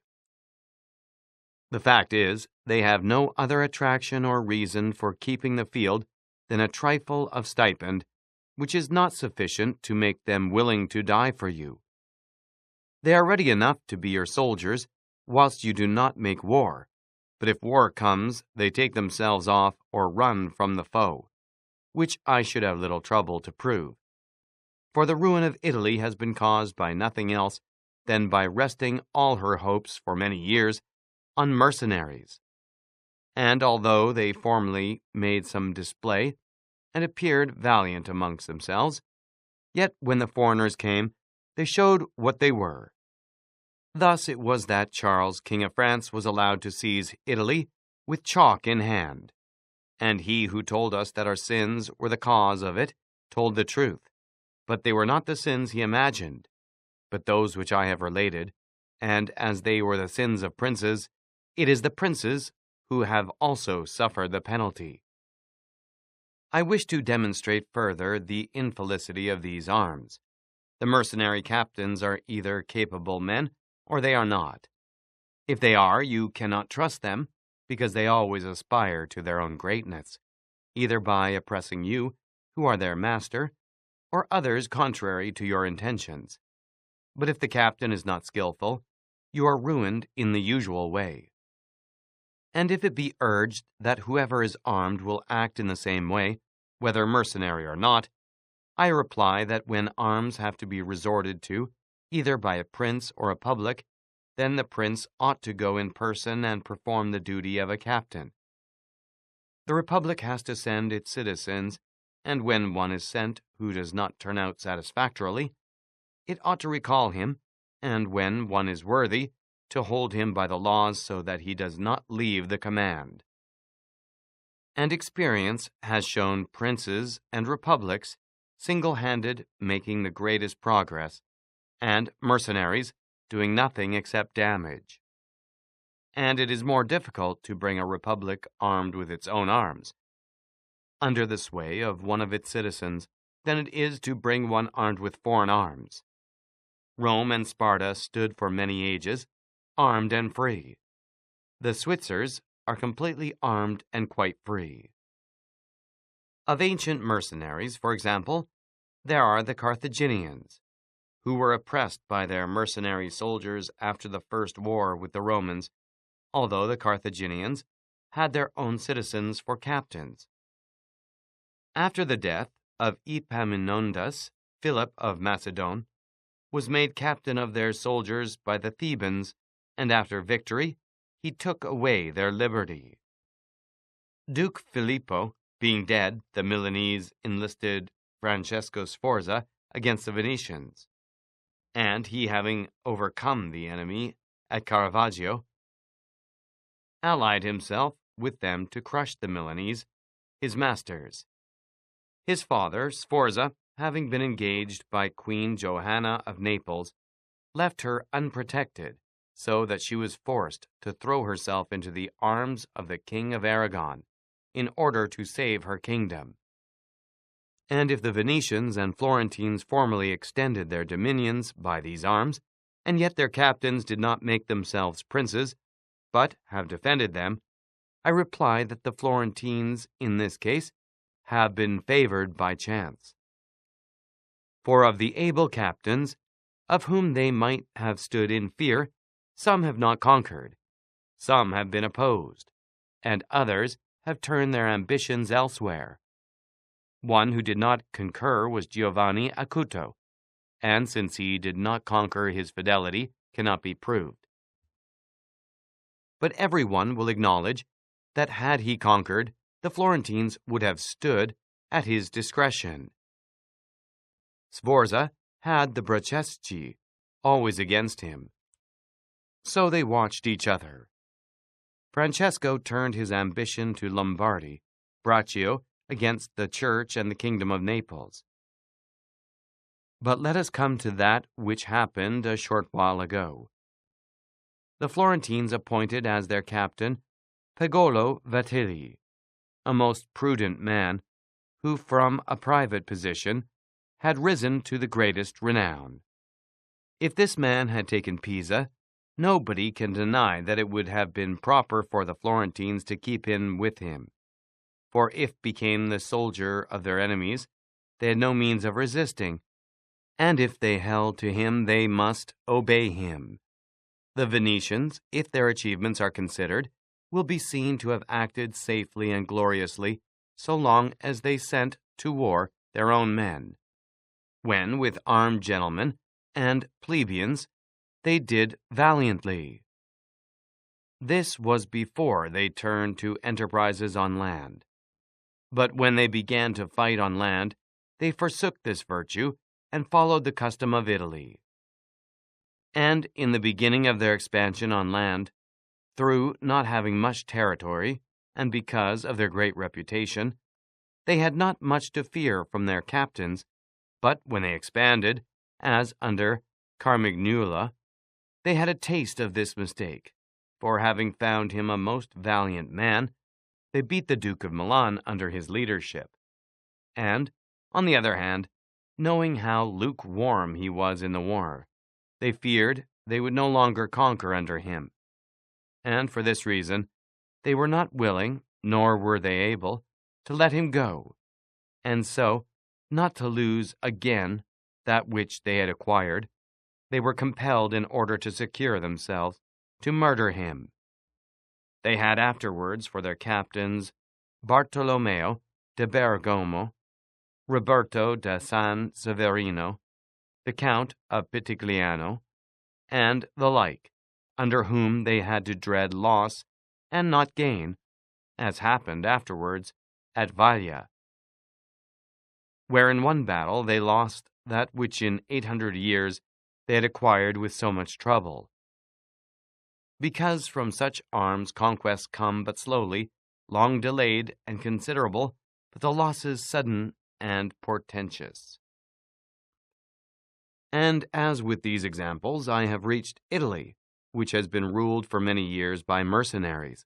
I wish to discuss them more seriously, in order that, having seen their rise and progress, one may be better prepared to counteract them. You must understand that the empire has recently come to be repudiated in Italy, that the Pope has acquired more temporal power, and that Italy has been divided up into more states. For the reason that many of the great cities took up arms against their nobles, who formerly favored by the emperor, were oppressing them, whilst the church was favoring them so as to gain authority in temporal power. In many others, their citizens became princes. From this it came to pass that Italy fell partly into the hands of the church and of republics, and the church consisting of priests, and the republic of citizens unaccustomed to arms, both commenced to enlist foreigners. The first who gave renown to this soldiery was Alberigo da Conio, the Romanian. From the school of this man sprang, among others, Braccio and Sforza, who in their time were the arbiters of Italy. After these came all the other captains who till now have directed the arms of Italy, and the end of all their valor has been that she has been overrun by Charles, robbed by Louis, ravaged by Ferdinand, and insulted by the Switzers.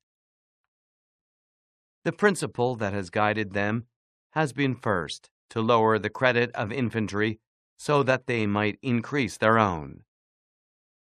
They did this because, subsisting on their pay and without territory, they were unable to support many soldiers, and a few infantry did not give them any authority, so they were led to employ cavalry with a moderate force of which they were maintained and honored, and affairs were brought to such a pass that, in an army of 20,000 soldiers, there were not to be found 2,000 foot soldiers. They had, besides this, used every art to lessen fatigue and danger to themselves and their soldiers, not killing in the fray, but taking prisoners and liberating without ransom.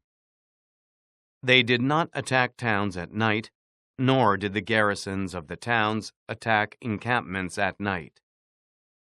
They did not surround the camp either with stockade or ditch, nor did they campaign in the winter. All these things were permitted by their military rules, and devised by them to avoid, as I have said, both fatigue and dangers. Thus, they have brought Italy to slavery and contempt.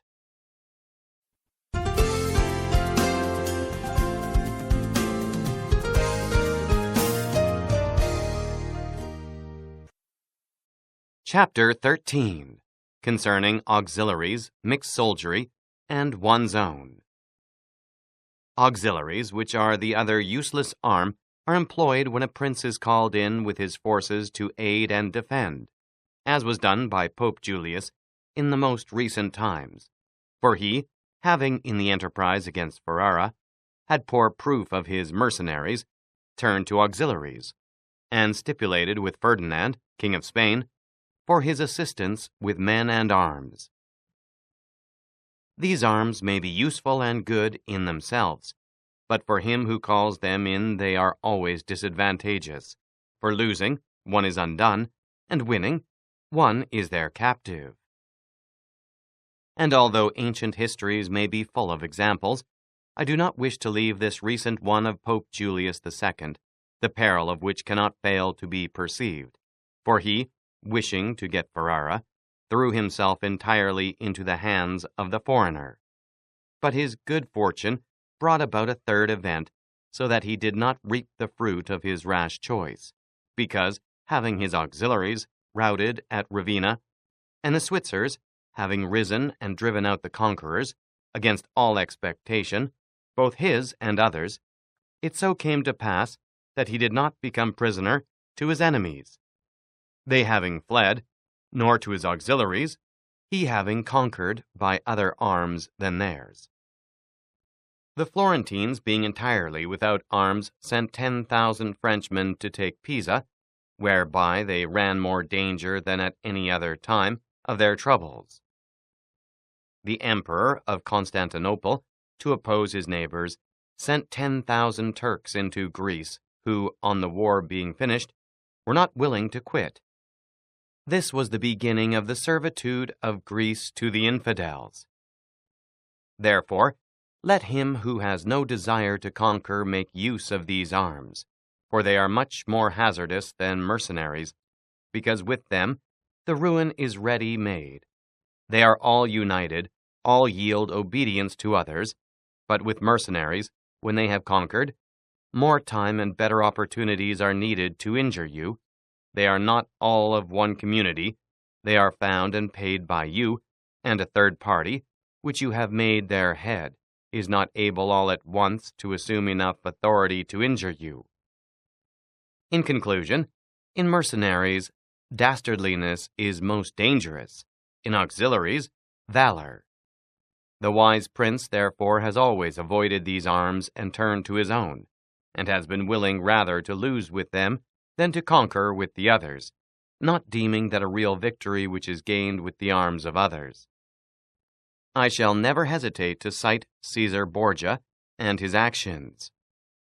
This duke entered the Romagna with auxiliaries, taking there only French soldiers, and with them he captured Imola and Forli. But afterwards, such forces not appearing to him reliable, he turned to mercenaries, discerning less danger in them, and enlisted the Orsini and Vitelli, whom presently, on handling and finding them doubtful, unfaithful, and dangerous, he destroyed and turned to his own men. And the difference between one and the other of these forces can easily be seen when one considers the difference there was in the reputation of the Duke, when he had the French, when he had the Orsini and Vitelli, and when he relied on his own soldiers, on whose fidelity he could always count and found it ever increasing. He was never esteemed more highly than when everyone saw that he was complete master of his own forces. I was not intending to go beyond Italian and recent examples, but I am unwilling to leave out Hiero, the Syracusan, he being one of those I have named above. This man, as I have said, made head of the army by the Syracusans, soon found out that a mercenary soldiery, constituted like our Italian condottieri, was one of no use, and it appearing to him that he could either keep them nor let them go, he had them all cut to pieces, and afterwards made war with his own forces, and not with aliens. I wish also to recall to memory an instance from the Old Testament applicable to this subject. David offered himself to Saul to fight with Goliath, the Philistine champion, and, to give him courage, Saul armed him with his own weapons, which David rejected as soon as he had them on his back, saying he could make no use of them, and that he wished to meet the enemy with his sling and his knife. In conclusion, the arms of others either fall from your back, or they weigh you down, or they bind you fast. Charles VII, the father of King Louis XI, having by good fortune and valor liberated France from the English, recognized the necessity of being armed with forces of his own, and he established in his kingdom ordinances concerning men-at-arms and infantry.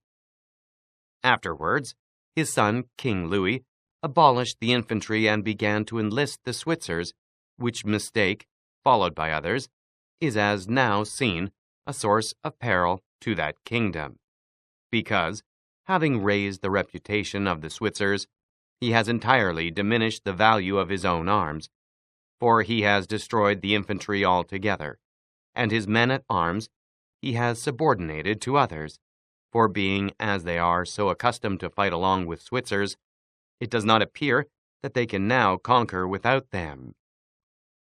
Hence it arises that the French cannot stand against the Switzers, and without the Switzers, they do not come off well against others. The armies of the French have thus become mixed, partly mercenary and partly national, both of which arms together are much better than mercenaries alone, or auxiliaries alone, but much inferior to one's own forces. And this example proves it, for the kingdom of France would be unconquerable if the ordinance of Charles had been enlarged or maintained. But the scanty wisdom of man, on entering into an affair which looks well at first, cannot discern the poison that is hidden in it, as I have said above, of hectic fevers. Therefore, if he who rules a principality cannot recognize evils until they are upon him, he is not truly wise, and this insight is given to few.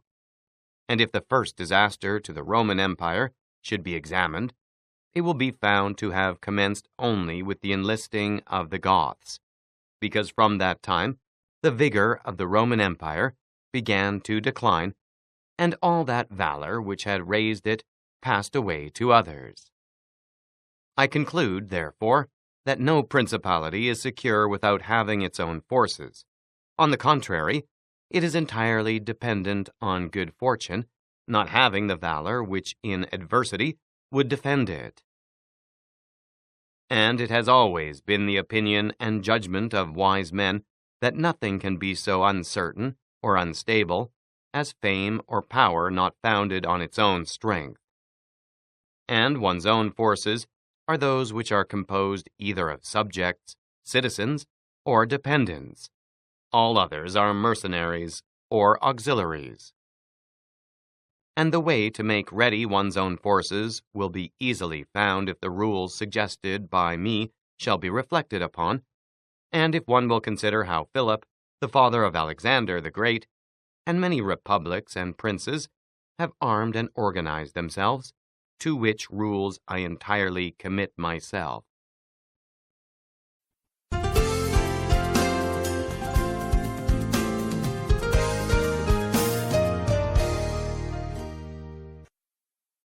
Chapter 14. That which concerns a prince on the subject of the art of war. A prince ought to have no other aim or thought, nor select anything else for his study, than war and its rules and discipline, for this is the sole art that belongs to him who rules, and it is of such force that it not only upholds those who are born princes, but it often enables men to rise from a private station to that rank. And, on the contrary, it is seen that when princes have thought more of ease than of arms, they have lost their states. And the first cause of your losing it is to neglect this art, and what enables you to acquire a state is to be master of the art. Francesco Sforza, through being marshal, from a private person became Duke of Milan, and the sons, through avoiding the hardships and troubles of arms, from dukes became private persons. For among other evils which being unarmed brings you, it causes you to be despised, and this is one of those ignominies against which a prince ought to guard himself, as is shown later on. Because there is nothing proportionate between the armed and the unarmed, and it is not reasonable that he who is armed should yield obedience willingly to him who is unarmed, or that the unarmed man should be secure among armed servants.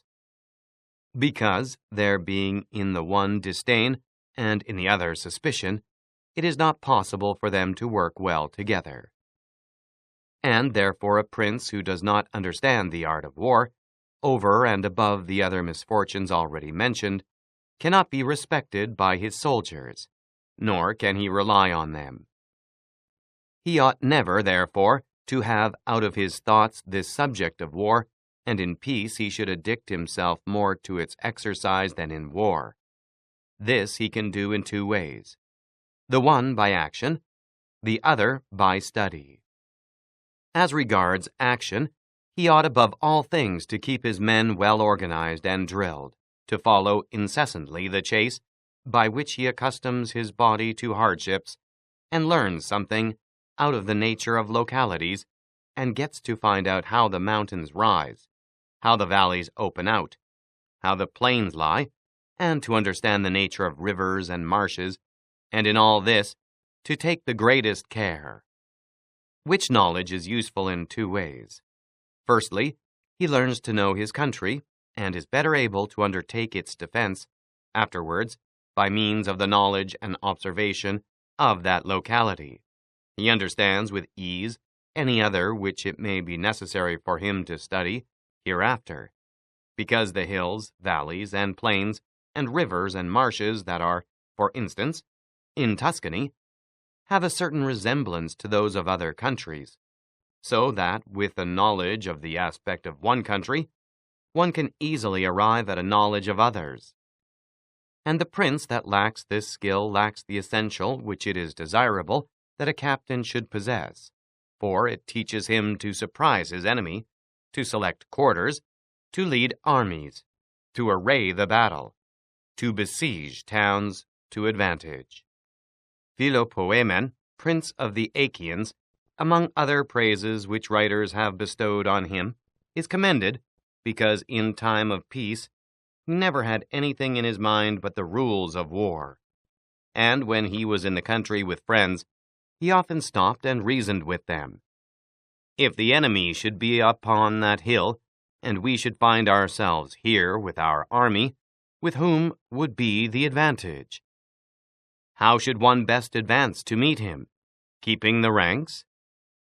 If we should wish to retreat, how ought we to pursue? And he would set forth to them, as he went, all the chances that could befall an army. He would listen to their opinion and state his, confirming it with reasons, so that by these continual discussions there could never arise, in time of war, any unexpected circumstances that he could not deal with. But to exercise the intellect, the prince should read histories and study there the actions of illustrious men, to see how they have borne themselves in war, to examine the causes of their victories and defeat, so as to avoid the latter and imitate the former, and above all, do as an illustrious man did, who took as an exemplar one who had been praised and famous before him, and whose achievements and deeds he always kept in his mind. As it is said, Alexander the Great imitated Achilles, Caesar Alexander, Scipio Cyrus.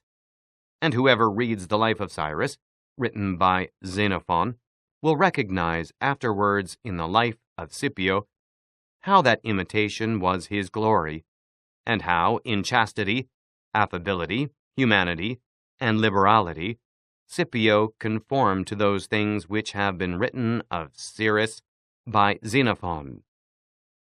A wise prince ought to observe some such rules, and never in peaceful times stand idle, but increase his resources with industry in such a way that they may be available to him in adversity, so that if fortune chances, it may find him prepared to resist her blows.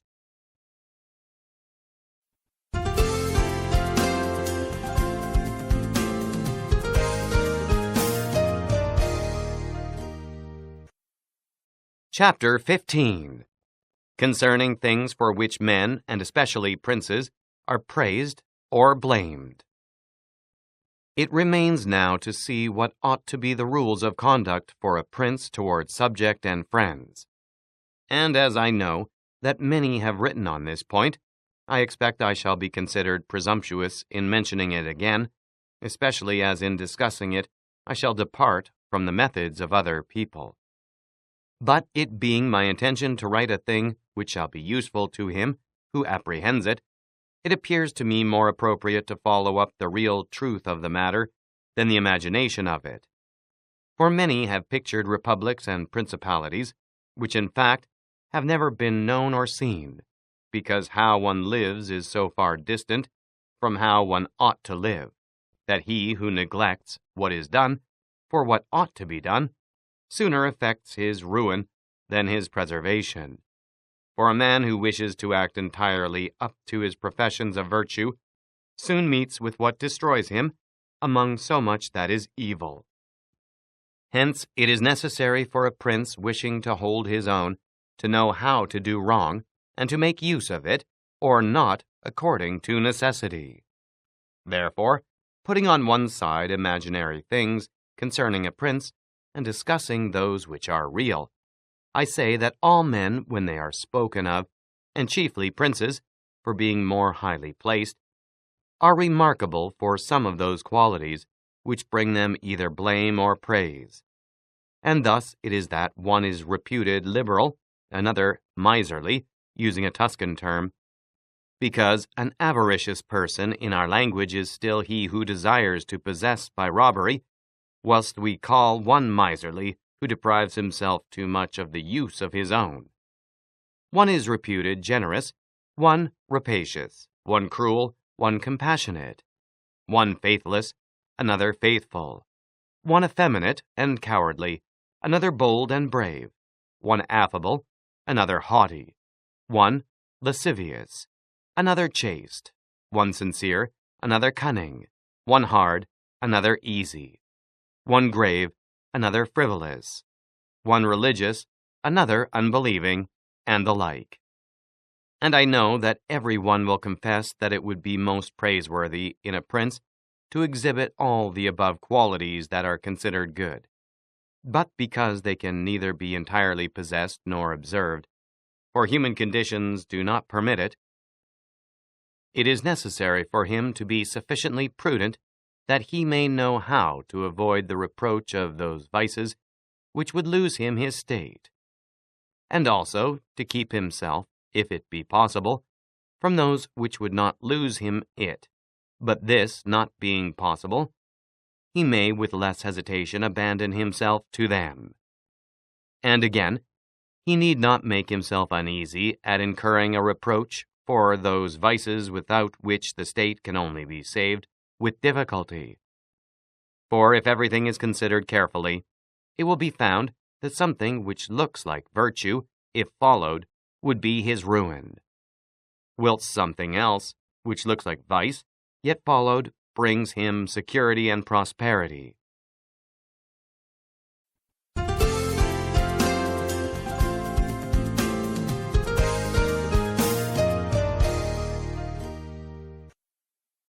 Chapter 16.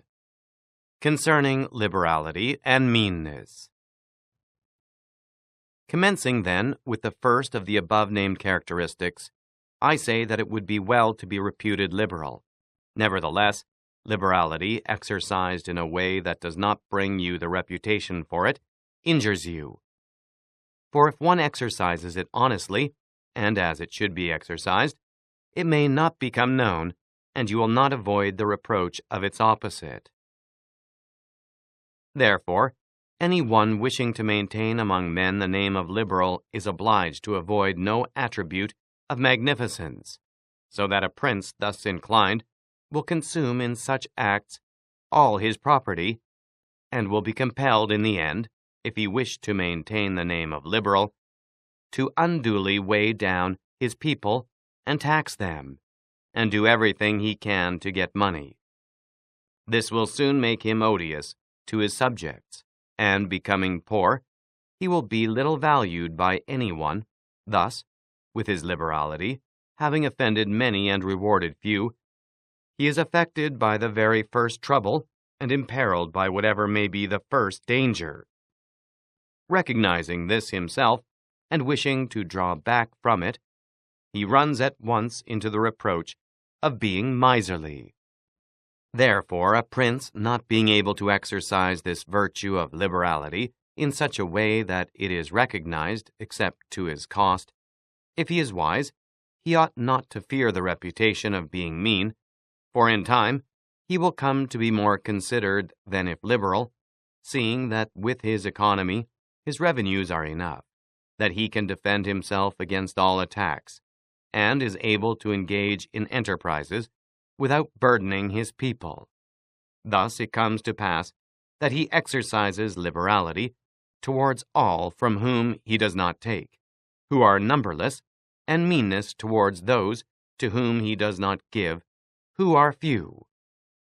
We have not seen great things done in our time except by those who have been considered mean. The rest have failed. Pope Julius II was assisted in reaching the papacy by a reputation for liberality, yet he did not strive afterwards to keep it up when he made war on the King of France, and he made many wars without imposing any extraordinary tax on his subjects, for he supplied his additional expenses out of his long thriftiness. The present King of Spain would not have undertaken or conquered in so many enterprises if he had been reputed liberal.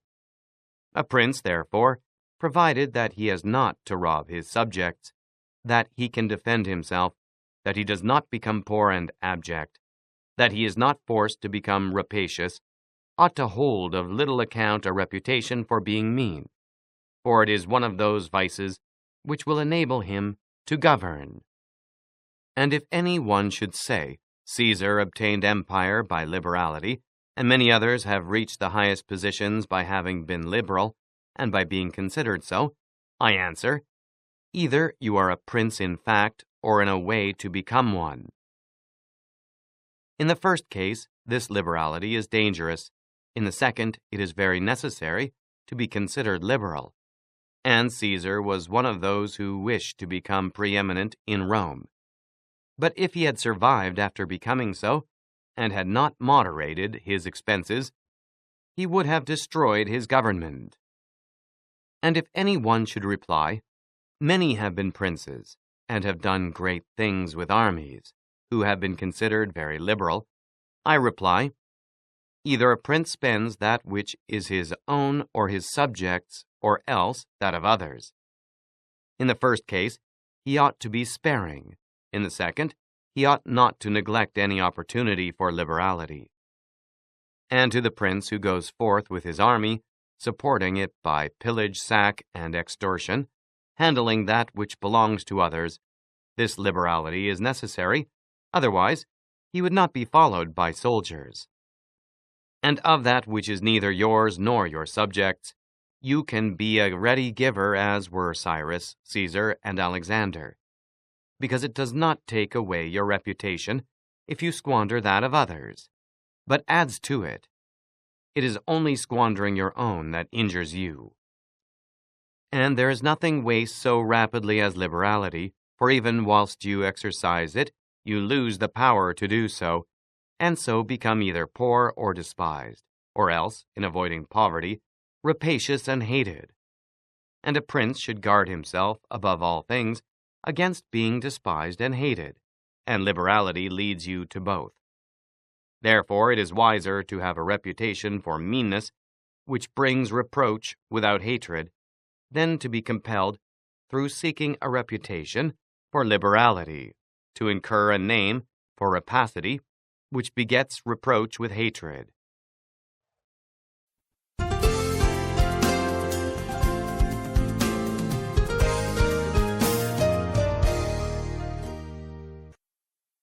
Chapter 17. Concerning cruelty and clemency, and whether it is better to be loved than feared. Coming now to the other qualities mentioned above, I say that every prince ought to desire to be considered clement and not cruel. Nevertheless, he ought to take care not to misuse this clemency. Caesar Borgia was considered cruel, notwithstanding his cruelty reconciled the Romagna, unified it, and restored it to peace and loyalty. And if this be rightly considered, he will be seen to have been much more merciful than the Florentine people, who, to avoid a reputation for cruelty, permitted Pistoia to be destroyed. Therefore, a prince, so long as he keeps his subjects united and loyal, ought not to mind the reproach of cruelty, because, with a few examples, he will be more merciful than those who, through too much mercy, allow disorders to arise, from which follow murders or robberies, for these are wont to injure the whole people, whilst those executions which originate with a prince offend the individual only. And of all princes, it is impossible for the new prince to avoid the imputation of cruelty owing to new states being full of dangers. Hence Virgil, through the mouth of Dido, excuses the inhumanity of her reign owing to its being new, saying, Res dura et regni novitus mi talia cogunt moliri et late fines custode tueri. Nevertheless, he ought to be slow to believe and to act, nor should he himself show fear, but proceed in a temperate manner, with prudence and humanity, so that too much confidence may not make him incautious, and too much distrust render him intolerable. Upon this, a question arises, whether it be better to be loved than feared, or feared than loved. It may be answered that one should wish to be both, but, because it is difficult to unite them in one person, it is much safer to be feared than loved, when, of the two, either must be dispensed with, because this is to be asserted in general of men, that they are ungrateful, fickle, false, cowardly, covetous, and as long as you succeed, they are yours entirely. They will offer you their blood, property, life, and children, as is said above, when the need is far distant. But when it approaches, they turn against you. And that prince who, relying entirely on their promises, has neglected other precautions, is ruined, because friendships that are obtained by payments and not by greatness or nobility of mind may indeed be earned, but they are not secured, and in time of need cannot be relied upon. And men have less scruple in offending one who is beloved than one who is feared. For love is preserved by the link of obligation which, owing to the baseness of men, is broken at every opportunity for their advantage. But fear preserves you by a dread of punishment which never fails. Nevertheless, a prince ought to inspire fear in such a way that, if he does not win love, he avoids hatred, because he can endure very well being feared, whilst he is not hated, which will always be as long as he abstains from the property of his citizens and subjects, and from their women. But when it is necessary for him to proceed against the life of someone, he must do it on proper justification and for manifest cause. But above all things, he must keep his hands off the property of others, because men more quickly forget the death of their father than the loss of their patrimony. Besides, pretexts for taking away the property are never wanting, for he who has once begun to live by robbery will always find pretexts for seizing what belongs to others, but reasons for taking life, on the contrary, are more difficult to find and sooner lapse. But when a prince is with his army, and has under control a multitude of soldiers, then it is quite necessary for him to disregard the reputation of cruelty, for without it he would never hold his army united or disposed to its duties. Among the wonderful deeds of Hannibal, this one is enumerated, that having led an enormous army composed of many various races of men to fight in foreign lands, no dissensions arose either among them or against the prince, whether in his bad or in his good fortune. This arose from nothing else than his inhuman cruelty, which, with his boundless valor, made him revered and terrible in the sight of his soldiers. But without that cruelty, his other virtues were not sufficient to produce this effect, and short-sighted writers admire his deeds from one point of view, and from another condemn the principal cause of them.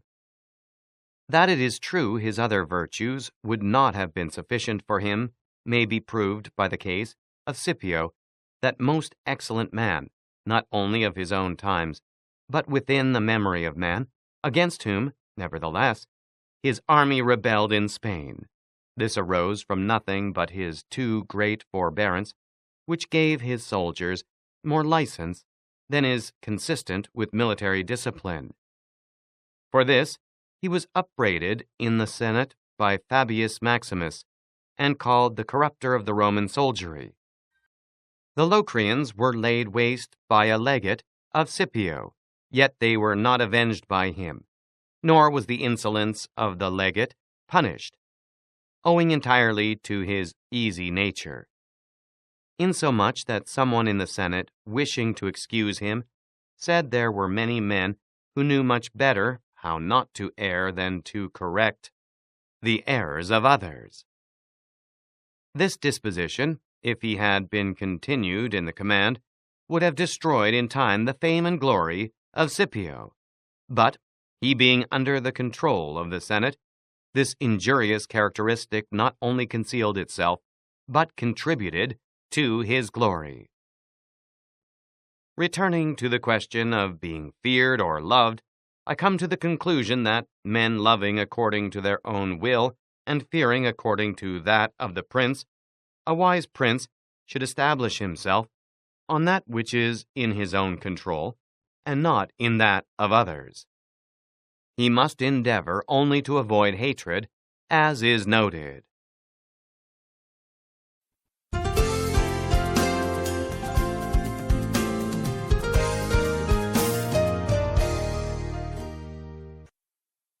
Chapter 18.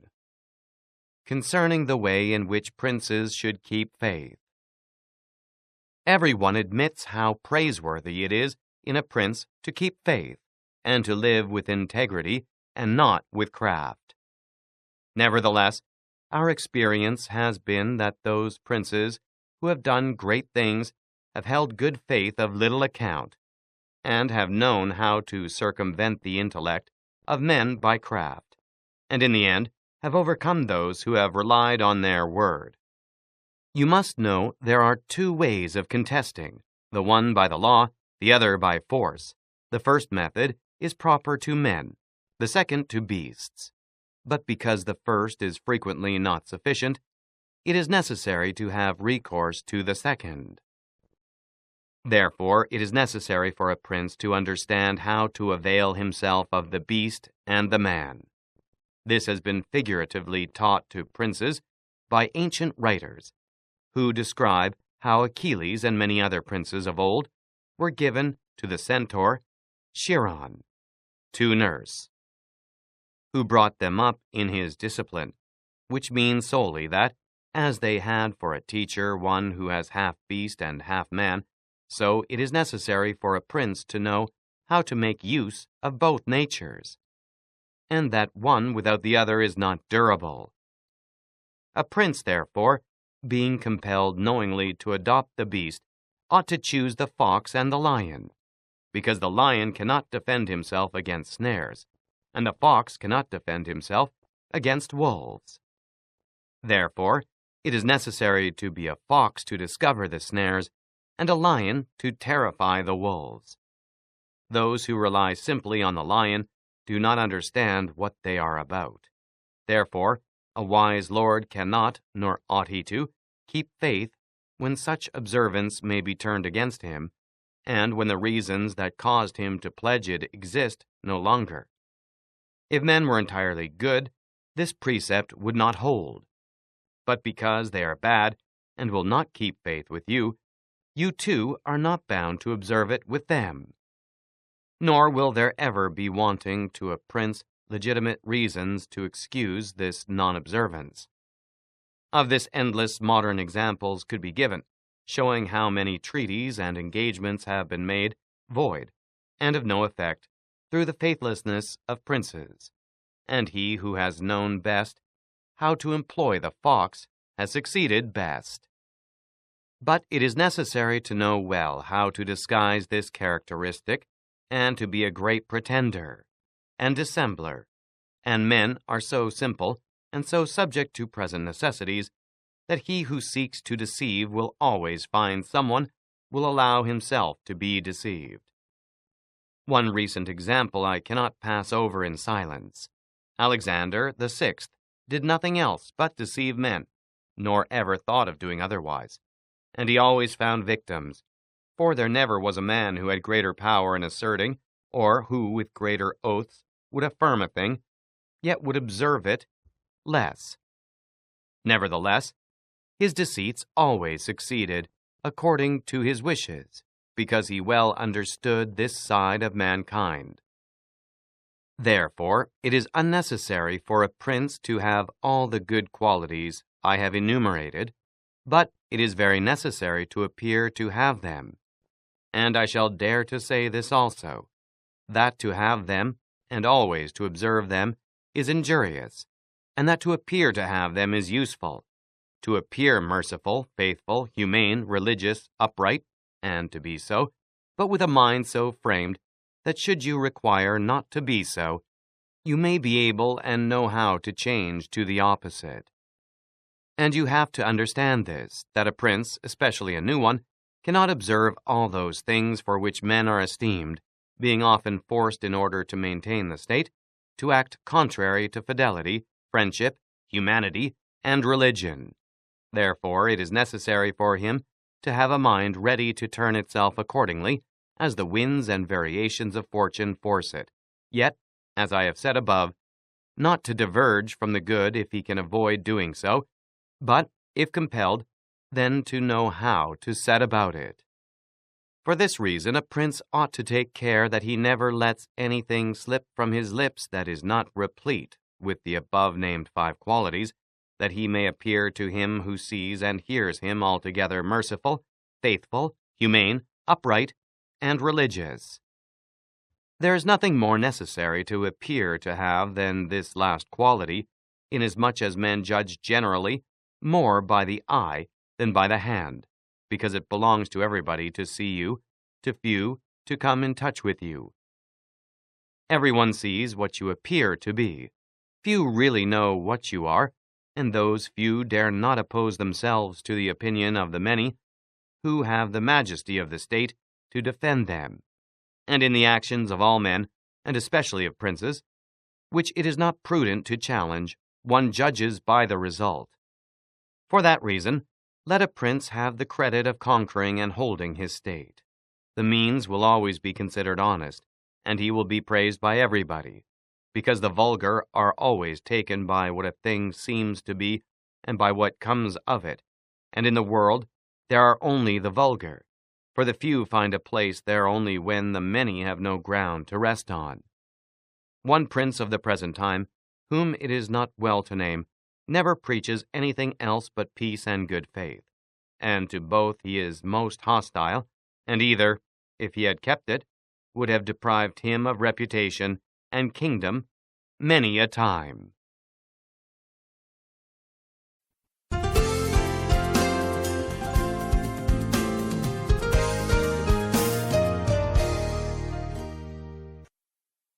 Chapter 19. That one should avoid being despised and hated. Now, concerning the characteristics of which mention is made above, I have spoken of the more important ones.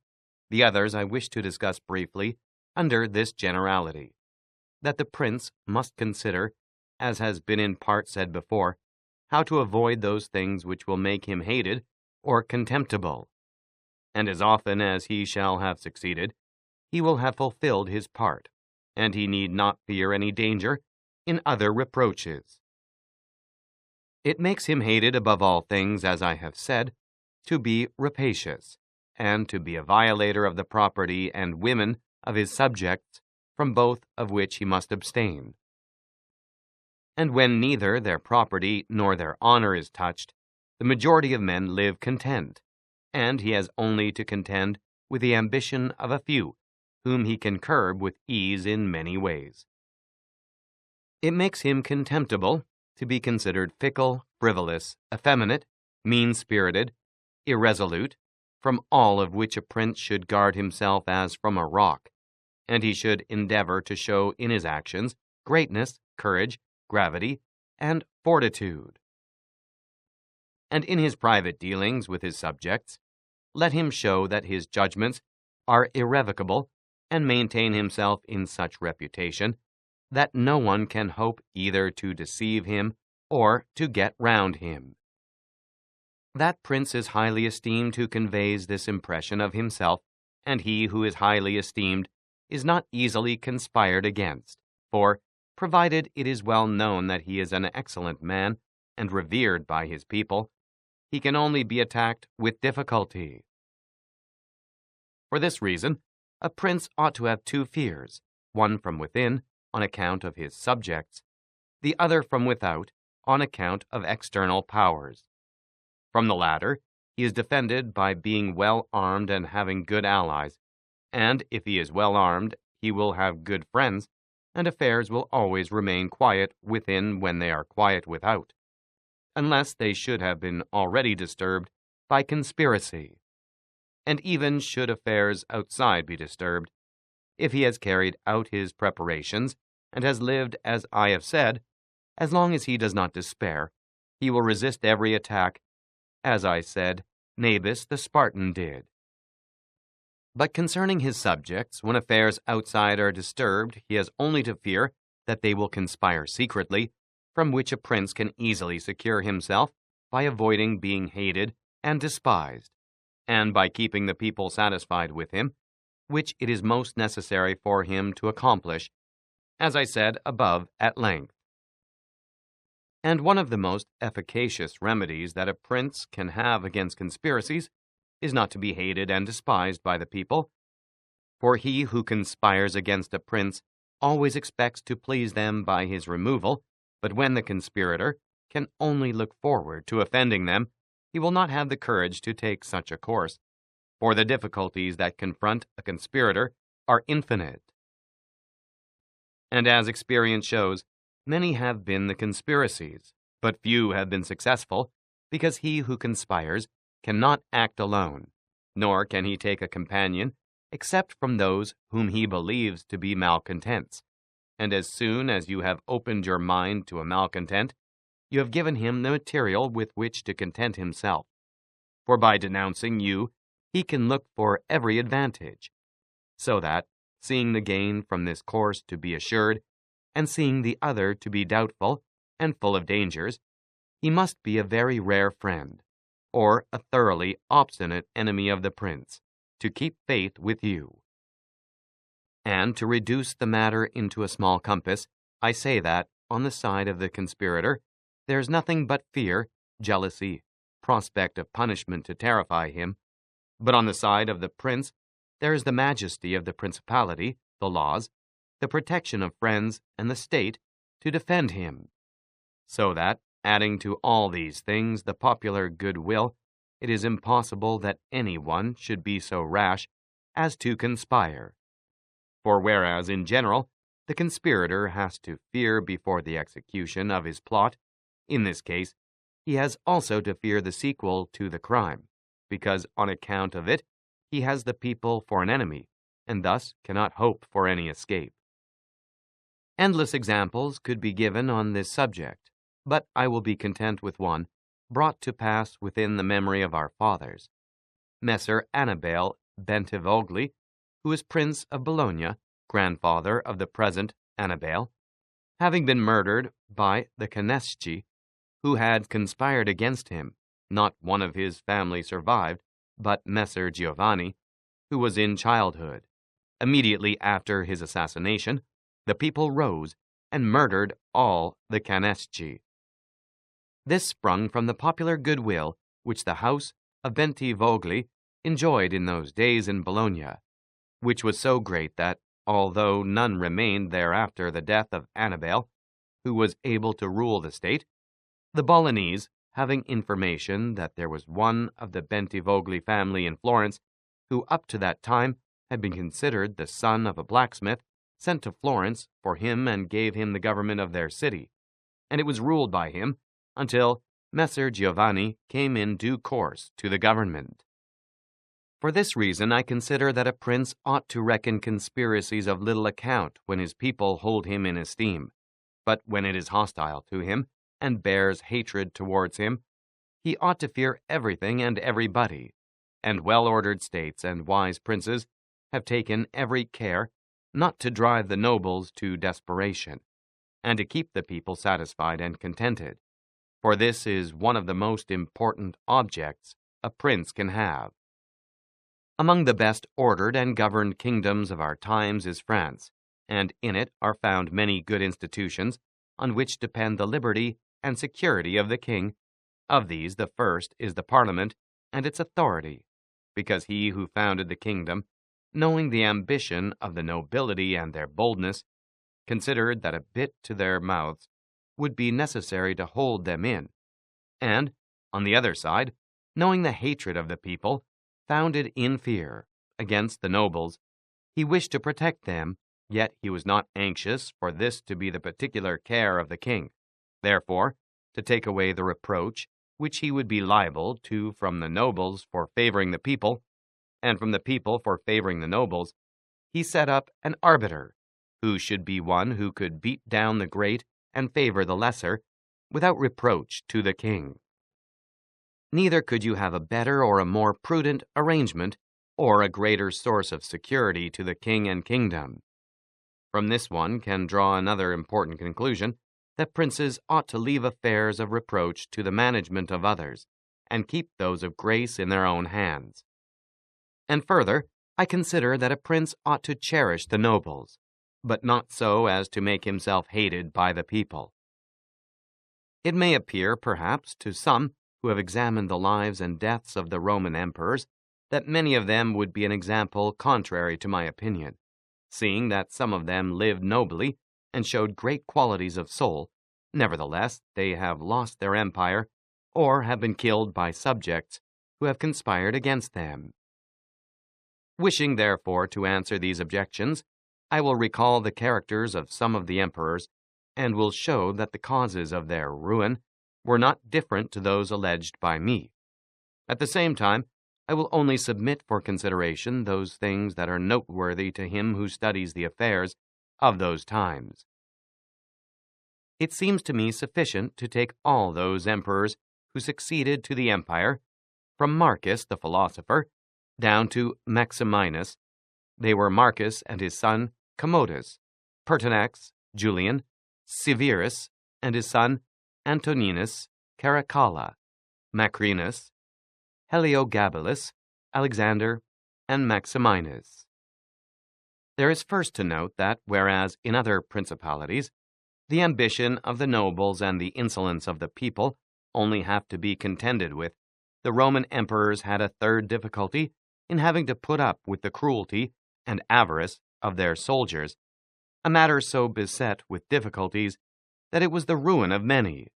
For it was a hard thing to give satisfaction both to soldiers and people, because the people loved peace, and for this reason they loved the unaspiring prince, whilst the soldiers loved the warlike prince, who was bold, cruel, and rapacious, which qualities they were quite willing he should exercise upon the people, so that they could get double pay and give vent to their own greed and cruelty. Hence it arose that those emperors were always overthrown who, either by birth or training, had no great authority, and most of them, especially those who came new to the principality, recognizing the difficulty of these two opposing humors, were inclined to give satisfaction to the soldiers, caring little about injuring the people, which course was necessary, because, as princes cannot help being hated by someone, they ought, in the first place, to avoid being hated by everyone, and when they cannot compass this, they ought to endeavor with the utmost diligence to avoid the hatred of the most powerful. Therefore, those emperors who through inexperience had need of special favor adhered more readily to the soldiers than to the people, a course which turned out advantageous to them or not, accordingly as the prince knew how to maintain authority over them. From these causes it arose that Marcus, Pertinax, and Alexander, being all men of modest life, lovers of justice, enemies of cruelty, humane, and benignant, came to a sad, and except Marcus, he alone lived and died honored, because he had succeeded to the throne by hereditary title, and owed nothing either to the soldiers or the people, and afterwards, being possessed of many virtues which made him respected, He always kept both orders in their places whilst he lived, and was neither hated nor despised. But Pertinax was created emperor against the wishes of the soldiers, who, being accustomed to live licentiously under Commodus, could not endure the honest life to which Pertinax wished to reduce them. Thus, having given cause for hatred, to which hatred there was added contempt for his old age, he was overthrown at the very beginning of his administration. And here it should be noted that hatred is acquired as much by good works as by bad ones. Therefore, as I said before, a prince wishing to keep his state is very often forced to do evil. For when that body is corrupt whom you think you have need of to maintain yourself, it may be either the people or the soldiers or the nobles, you have to submit to its humors and to gratify them, and then good works will do you harm. But let us come to Alexander, who was a man of such great goodness that among the other praises which are accorded him is this, that in the 14 years he held the empire, no one was ever put to death by him unjudged. Nevertheless, being considered effeminate and a man who allowed himself to be governed by his mother, he became despised. The army conspired against him and murdered him. Turning now to the opposite characters of Commodus, Severus, Antoninus, Caracalla, and Maximinus, you will find them all cruel and rapacious men who, to satisfy their soldiers, did not hesitate to commit every kind of iniquity against the people, and all, except Severus, came to a bad end. But in Severus there was so much valor that, keeping the soldiers friendly, although the people were oppressed by him, he reigned successfully. For his valor made him so much admired in the sight of the soldiers and people that the latter were kept in a way astonished and awed, and the former respectful and satisfied. And because the actions of this man as a new prince were great, I wish to show briefly that he knew well how to counterfeit the fox and the lion, which natures, as I said above, it is necessary for a prince to imitate. Knowing the sloth of the Emperor Julian, he persuaded the army in Sclavonia, of which he was captain, that it would be right to go to Rome and avenge the death of Pertinax, who had been killed by the Praetorian soldiers, and under this pretext, without appearing to aspire to the throne, he moved the army on Rome and reached Italy before it was known that he had started. On his arrival at Rome, the Senate, through fear, elected him emperor and killed Julian. After this, there remained for Severus, who wished to make himself master of the whole empire, two difficulties. One in Asia, where Niger, head of the Asiatic army, had caused himself to be proclaimed emperor. The other in the west, where Albinus was, who also aspired to the throne. And as he considered it dangerous to declare himself hostile to both, he decided to attack Niger and to deceive Albinus.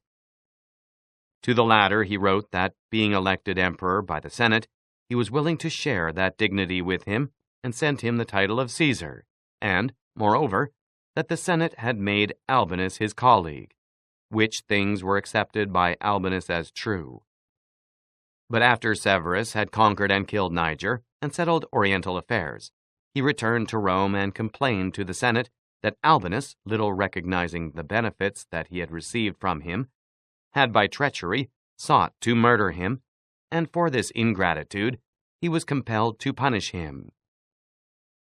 Afterwards he sought him out in France, and took from him his government and life. He who will therefore carefully examine the actions of this man will find him a most valiant lion and a most cunning fox. You will find him feared and respected by everyone, and not hated by the army, and it need not be wondered at that he, a new man, was able to hold the empire so well, because his supreme renown always protected him from that hatred which the people might have conceived against him for his violence.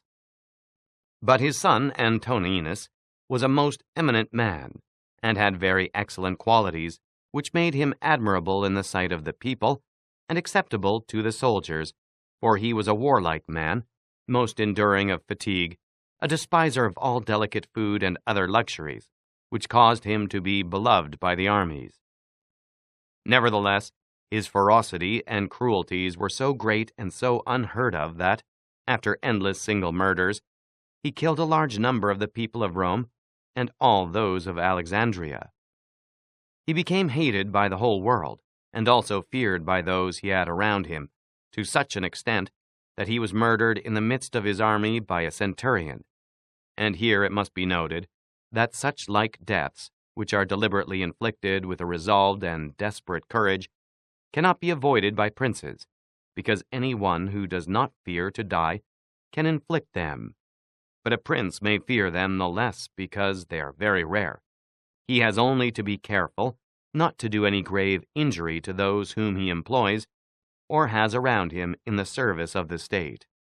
Antoninus had not taken this care, but had contumeliously killed a brother of that centurion, whom also he daily threatened, yet retained in his bodyguard, which, as it turned out, was a rash thing to do, and proved the emperor's ruin.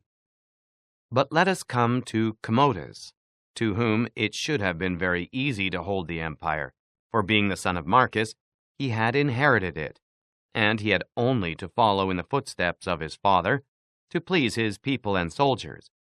But being by nature cruel and brutal, he gave himself up to amusing the soldiers and corrupting them, so that he might indulge his rapacity upon the people. On the other hand, not maintaining his dignity, often descending to the theater to compete with gladiators, and doing other vile things, little worthy of the imperial majesty, he fell into contempt with the soldiers, and being hated by one party and despised by the other, he was conspired against and was killed. It remains to discuss the character of Maximinus. He was a very warlike man, and the armies being disgusted with the effeminacy of Alexander, of whom I have already spoken, killed him and elected Maximinus to the throne. This he did not possess for long, for two things made him hated and despised. The one, his having kept sheep in Thrace, which brought him into contempt, it being well known to all, and considered a great indignity by everyone, and the other, his having at the accession to his dominions deferred going to Rome and taking possession of the imperial seat. He had also gained a reputation for the utmost ferocity by having, through his prefects in Rome and elsewhere in the empire, practiced many cruelties, so that the whole world was moved to anger at the meanness of his birth and to fear at his barbarity. First Africa rebelled, then the Senate with all the people of Rome, and all Italy conspired against him, to which may be added his own army, this latter besieging Aquileia, and meeting with difficulties in taking it, were disgusted with his cruelties, and fearing him less when they found so many against him, murdered him. I do not wish to discuss Heliogabalus, Macrinus, or Julian, who, being thoroughly contemptible, were quickly wiped out. But I will bring this discourse to a conclusion by saying that princes in our times have this difficulty of giving inordinate satisfaction to their soldiers in a far less degree, because, notwithstanding, one has to give them some indulgence, that is soon done. None of these princes have armies that are veterans in the governance and administration of provinces, as were the armies of the Roman Empire. And whereas it was then more necessary to give satisfaction to the soldiers than to the people, it is now more necessary to all princes, except the Turk and the Soldan, to satisfy the people rather than the soldiers, because the people are the more powerful. From the above I have accepted the Turk, who always keeps round him 12,000 infantry and 15,000 cavalry, on which depend the security and strength of the kingdom. And it is necessary that, putting aside every consideration for the people, he should keep them his friends. The kingdom of the Soldan is similar. Being entirely in the hands of soldiers, it follows again that without regard to the people, he must keep them his friends. But you must note that the state of the Soldan is unlike all other principalities, for the reason that it is like the Christian pontificate, which cannot be called either an hereditary or a newly formed principality, because the sons of the old prince are not the heirs, but he who is elected to that position by those who have authority, and the sons remain only noblemen. And this being an ancient custom, it cannot be called a new principality, because there are none of those difficulties in it that are met with in new ones. For although the prince is new, the constitution of the state is old, and it is framed so as to receive him as if he were its hereditary lord.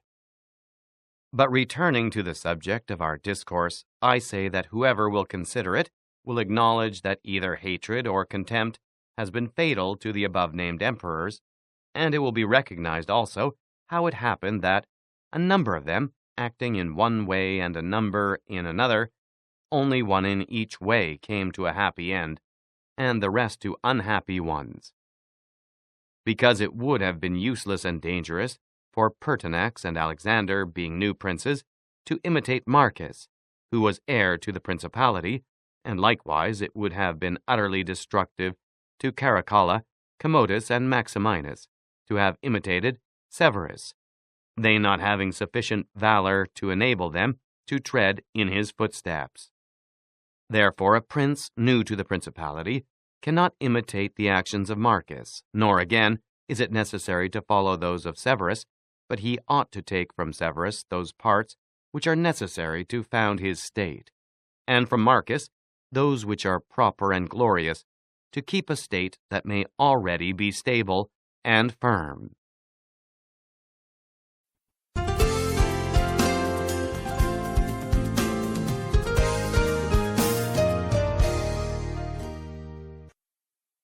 Chapter 20. Are fortresses and many other things to which princes often resort advantageous or hurtful? Some princes, so as to hold securely the state, have disarmed their subjects. Others have kept their subject towns distracted by factions. Others have fostered enmities against themselves. Others have laid themselves out to gain over those whom they distrusted in the beginning of their governments. Some have built fortresses. Some have overthrown and destroyed them. And although one cannot give a final judgment on all of these things, unless one possesses the particulars of those states in which a decision has to be made, nevertheless, I will speak as comprehensively as the matter of itself will admit. There never was a new prince who has disarmed his subjects. Rather, when he has found them disarmed, he has always armed them, because by arming them, those arms become yours, those men who are distrusted become faithful, and those who are faithful are kept so, and your subjects become your adherents. And whereas all subjects cannot be armed, yet when those whom you do arm are benefited, the others can be handled more freely, and this difference in their treatment, which they quite understand, makes the former your dependents, and the latter considering it to be necessary that those who have the most danger and service should have the most reward, excuse you. But when you disarm them, you at once offend them by showing that you distrust them, either for cowardice or for want of loyalty, and either of these opinions breeds hatred against you.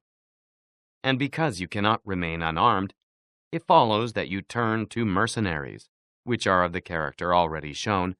Even if they should be good, they would not be sufficient to defend you against powerful enemies and distrusted subjects. Therefore, as I have said, a new prince in a new principality has always distributed arms. Histories are full of examples. But when a prince acquires a new state, which he adds as a province to his old one, then it is necessary to disarm the men of that state, except those who have been his adherents in acquiring it. And these again, with time and opportunity, should be rendered soft and effeminate, and matters should be managed in such a way that all the armed men in the state shall be your own soldiers, who in your old state were living near you. Our forefathers and those who were reckoned wise were accustomed to say that it was necessary to hold Pistoia by fractions and Pisa by fortresses, and with this idea they fostered quarrels in some of their tributary towns, so as to keep possession of them the more easily. This may have been well enough in those times when Italy was in a way balanced, but I do not believe that it can be accepted as a precept for today, because I do not believe that factions can ever be of use. Rather, it is certain that when the enemy comes upon you in divided cities, you are quickly lost, because the weakest party will always assist the outside forces, and the other will not be able to resist.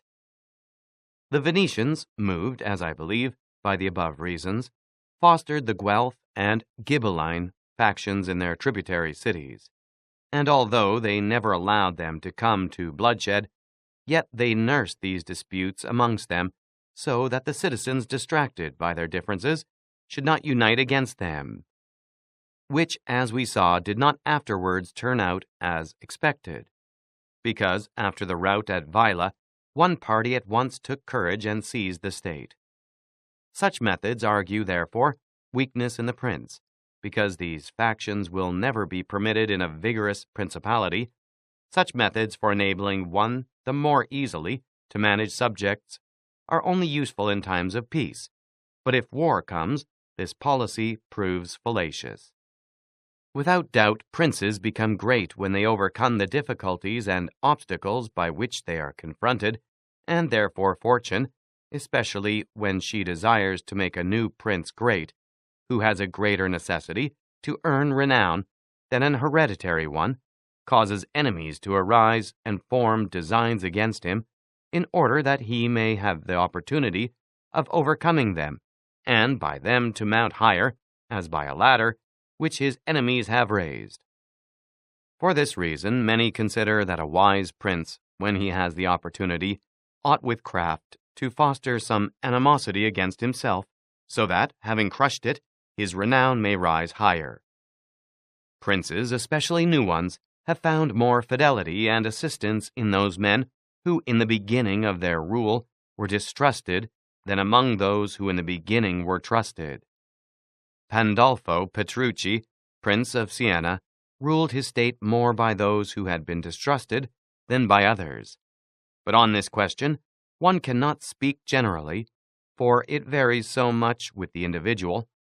I will only say this, that those men who at the commencement of a princedom have been hostile, if they are of a description to need assistance to support themselves, can always be gained over with the greatest ease, and they will be tightly held to serve the prince with fidelity, inasmuch as they know it to be very necessary for them to cancel by deeds the bad impression which he had formed of them. And thus the prince always extracts more profit from them than from those who, serving him in too much security, may neglect his affairs. And since the matter demands it, I must not fail to warn a prince, who by means of secret favors has acquired a new state, that he must well consider the reasons which induced those to favor him who did so. And if it be not a natural affection towards him, but only discontent with their government, then he will only keep them friendly with great trouble and difficulty, for it will be impossible to satisfy them. And weighing well the reasons for this in those examples which can be taken from ancient and modern affairs, we shall find that it is easier for the prince to make friends of those men who were contented under the former government, and are therefore his enemies, than of those who, being discontented with it, were favorable to him and encouraged him to seize it. It has been a custom with princes, in order to hold their states more securely, to build fortresses that may serve as a bridle and bit to those who might design to work against them, and as a place of refuge from a first attack. I praise this system because it has been made use of formerly, notwithstanding that Messer Niccolo Vitelli, in our times, has been seen to demolish 2 fortresses in Città di Castello, so that he might keep that state. Guido Ubaldo, Duke of Urbino, on returning to his dominion, whence he had been driven by Caesar Borgia, razed to the foundations all the fortresses in that province, and considered that without them it would be more difficult to lose it. The Bentivogli, returning to Bologna, came to a similar decision. Fortresses, therefore, are useful or not according to circumstances, If they do you good in one way, they injure you in another. And this question can be reasoned thus. The prince who has more to fear from the people than from foreigners ought to build fortresses. But he who has more to fear from foreigners than from the people ought to leave them alone. The castle of Milan, built by Francesco Sforza, has made and will make more trouble for the house of Sforza than any other disorder in the state. For this reason, the best possible fortress is not to be hated by the people, because although you may hold the fortresses, yet they will not save you if the people hate you. For there will never be wanting foreigners to assist a people who have taken arms against you. It has not been seen in our times that such fortresses have been of use to any prince, unless to the Countess of Forli, when the Count Girolamo, her consort, was killed. For by that means she was able to withstand the popular attack and wait for assistance from Milan, and thus recover her state. And the posture of affairs was such at that time that the foreigners could not assist the people. But fortresses were of little value to her afterwards when Caesar Borgia attacked her, and when the people, her enemy, were allied with foreigners. Therefore, it would have been safer for her, both then and before, not to have been hated by the people than to have had the fortresses. All these things considered, then, I shall praise him who builds fortresses as well as him who does not, and I shall blame whoever, trusting in them, cares little about being hated by the people.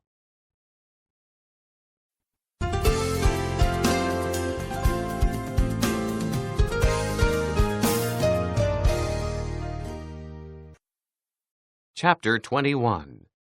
How a Prince Should Conduct Himself so as to Gain Renown. Nothing makes a prince so much esteemed as great enterprises and setting a fine example. We have in our time Ferdinand of Aragon, the present King of Spain. He can almost be called a new prince, because he has risen by fame and glory from being an insignificant king to be the foremost king in Christendom. And if you will consider his deeds, you will find them all great, and some of them extraordinary. In the beginning of his reign, he attacked Granada, and this enterprise was the foundation of his dominions.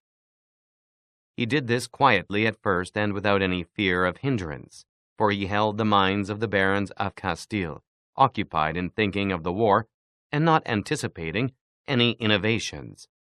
Thus, they did not perceive that by these means he was acquiring power and authority over them. He was able, with the money of the church and of the people, to sustain his armies, and by that long war to lay the foundation for the military skill which has since distinguished him. Further, always using religion as a plea so as to undertake greater schemes, he devoted himself with pious cruelty to driving out and clearing his kingdom of the Moors. Nor could there be a more admirable example, nor one more rare. Under this same cloak, he assailed Africa, he came down on Italy, he has finally attacked France, and thus his achievements and designs have always been great, and have kept the minds of his people in suspense and admiration, and occupied with the issue of them. And his actions have arisen in such a way, one out of the other, that men have never been given time to work steadily against him. Again, it much assists a prince to set unusual examples in internal affairs, similar to those which are related of Messer Bernabo de Milano, who, when he had the opportunity, by any one in civil life doing some extraordinary thing, either good or bad, would take some method of rewarding or punishing him, which would be much spoken about. And a prince ought, above all things, always endeavor in every action to gain for himself the reputation of being a great and remarkable man. A prince is also respected when he is either a true friend or a downright enemy, that is to say, when, without any reservation, he declares himself in favor of one party against the other, which course will always be more advantageous than standing neutral, because if two of your powerful neighbors come to blows, they are of such a character that, if one of them conquers, you have either to fear him or not. In either case, it will always be more advantageous for you to declare yourself and to make war strenuously, because in the first case, if you do not declare yourself, you will invariably fall a prey to the conqueror, to the pleasure and satisfaction of him who has been conquered, and you will have no reasons to offer, nor anything to protect or to shelter you. Because he who conquers does not want doubtful friends who will not aid him in the time of trial, and he who loses will not harbor you, because you did not willingly, sword in hand, court his fate. Antiochus went into Greece, being sent for by the Aetolians to drive out the Romans.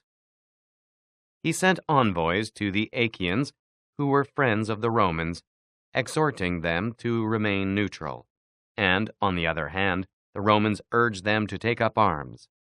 This question came to be discussed in the council of the Achaeans, where the legate of Antiochus urged them to stand neutral.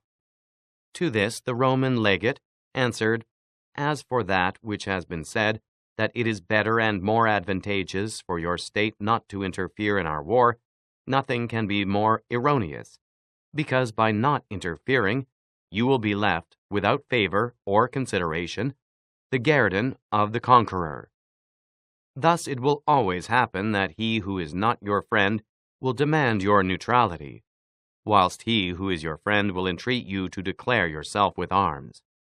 And irresolute princes, to avoid present dangers, generally follow the neutral path, and are generally ruined. But when a prince declares himself gallantly in favor of one side, if the party with whom he allies himself conquers, although the victor may be powerful and may have him at his mercy, yet he is indebted to him, and there is established a bond of amity, and men are never so shameless as to become a monument of ingratitude by oppressing you. Victories, after all, are never so complete that the victor must not show some regard, especially to justice. But if he with whom you ally yourself loses, you may be sheltered by him, and whilst he is able he may aid you, and you become companions on a fortune that may rise again. In the second case, when those who fight are of such a character that you have no anxiety as to who may conquer, so much the more is it greater prudence to be allied, because you assist at the destruction of one by the aid of another who, if he had been wise, would have saved him, and conquering, as it is impossible that he should not do with your assistance, he remains at your discretion. And here it is to be noted that a prince ought to take care never to make an alliance with one more powerful than himself for the purposes of attacking others, unless necessity compels him, as is said above, because if he conquers you are at his discretion, and princes ought to avoid as much as possible being at the discretion of anyone. The Venetians joined with France against the Duke of Milan, and this alliance, which caused their ruin, could have been avoided. But when it cannot be avoided, as happened to the Florentines, when the Pope and Spain sent armies to attack Lombardy, then in such a case, for the above reasons, the prince ought to favor one of the parties. Never let any government imagine that it can choose perfectly safe courses. Rather, let it expect to have to take very doubtful ones, because it is found in ordinary affairs that one never seeks to avoid one trouble without running into another. But prudence consists in knowing how to distinguish the character of troubles, and, for choice, to take the lesser evil. A prince ought also to show himself a patron of ability and to honor the proficient in every art. At the same time, he should encourage his citizens to practice their callings peaceably, both in commerce and agriculture, and in every other following, so that the one should not be deterred from improving his possessions, for fear lest they be taken away from him, or another from opening up trade for fear of taxes. But the prince ought to offer rewards to whoever wishes to do these things, and designs in any way to honor his city or state. Further, he ought to entertain the people with festivals and spectacles at convenient seasons of the year. And as every city is divided into guilds or into societies, he ought to hold such bodies in esteem and associate with them sometimes and show himself an example of courtesy and liberality, nevertheless, always maintaining the majesty of his rank. For this he must never consent to abate in anything.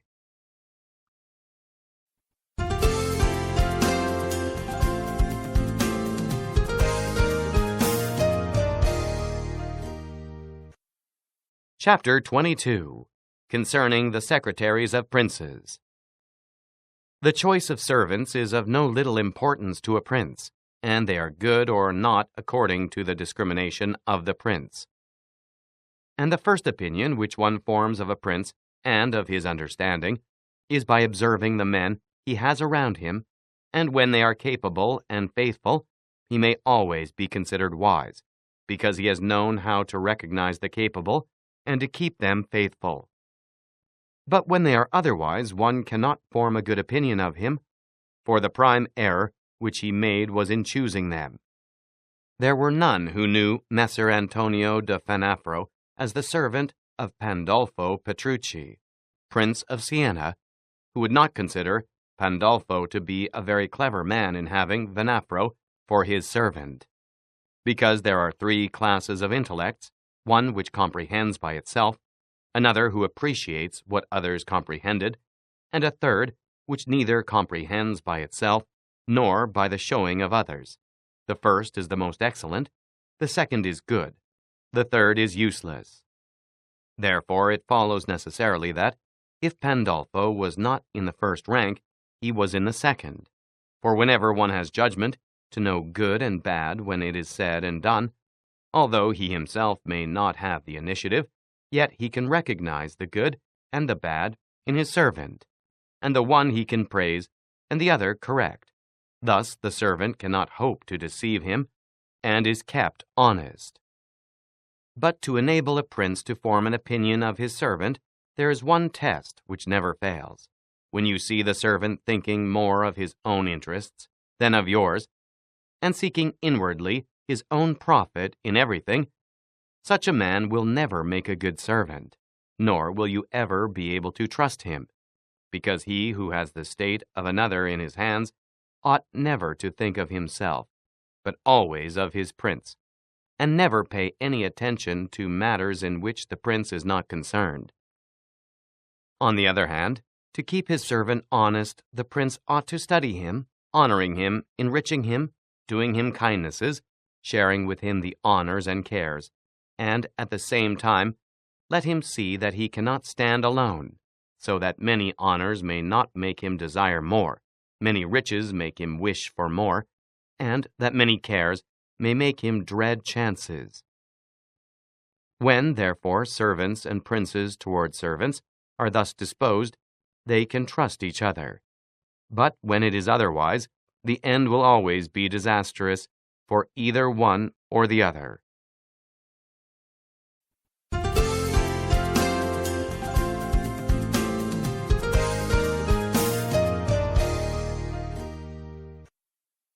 Chapter 23.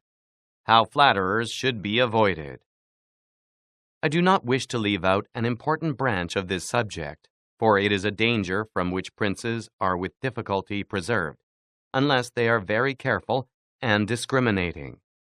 It is that of flatterers, of whom courts are full, because men are so self-complacent in their own affairs, and in a way so deceived in them, that they are preserved with difficulty from this pest, and if they wish to defend themselves, they run the danger of falling into contempt.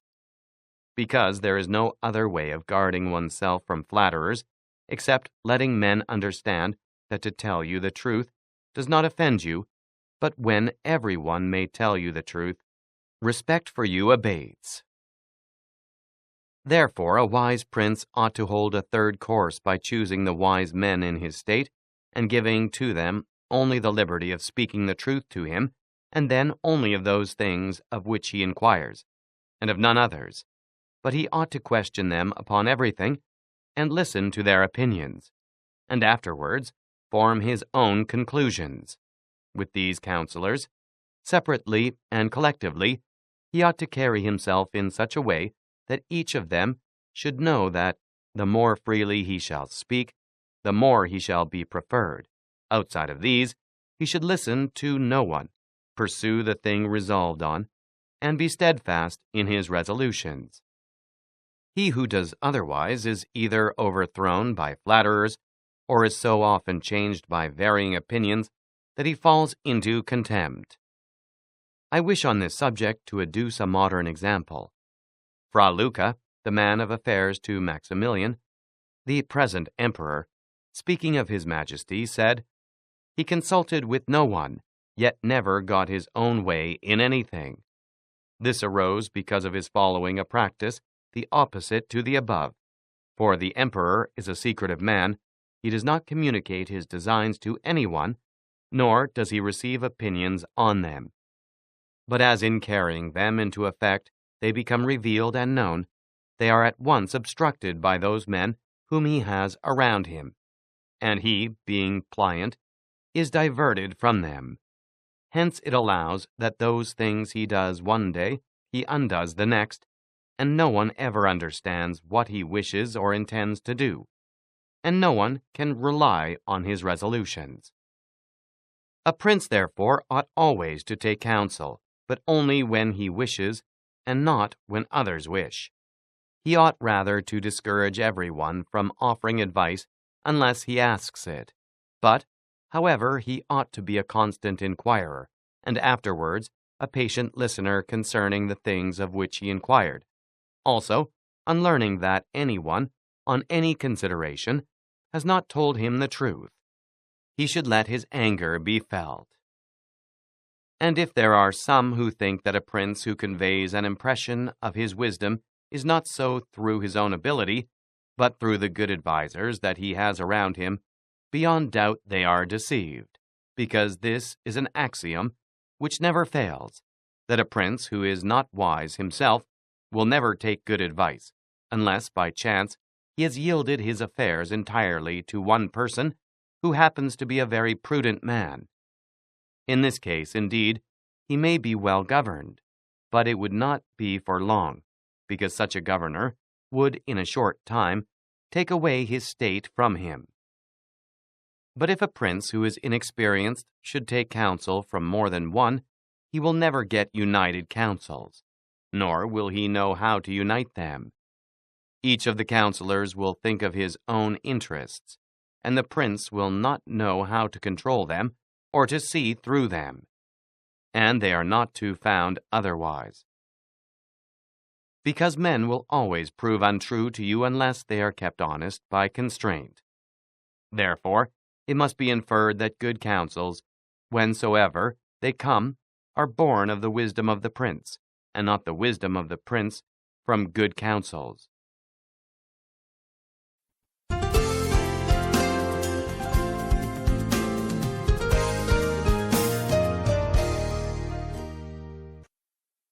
Chapter 24.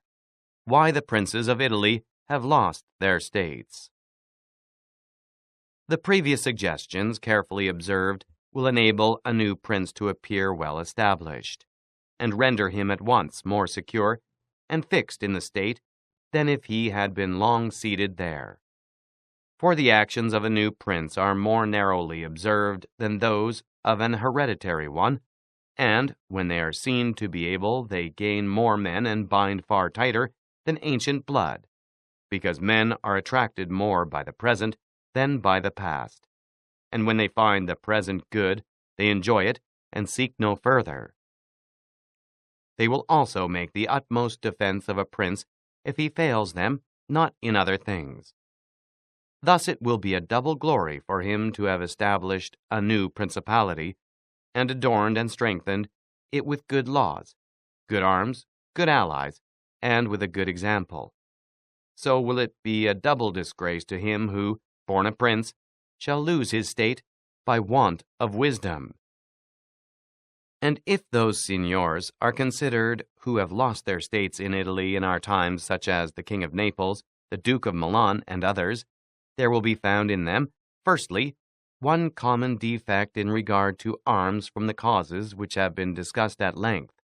In the next place, some one of them will be seen, either to have had the people hostile, or if he has had the people friendly, he has not known how to secure the nobles, in the absence of these defect states, that have power enough to keep an army in the field cannot be lost.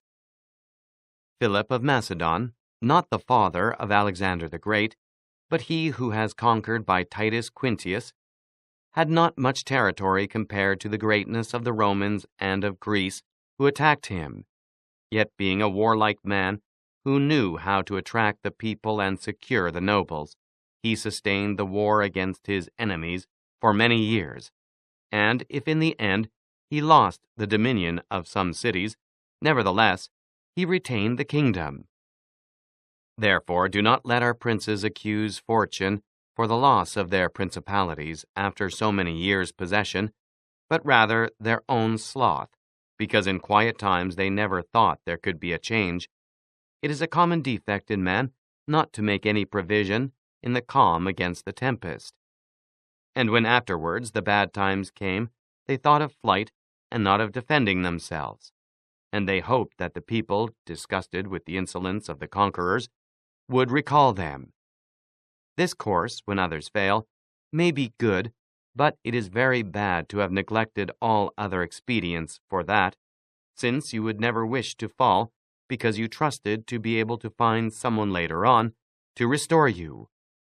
This again either does not happen, or, if it does, it will not be for your security, because that deliverance is of no avail which does not depend upon yourself.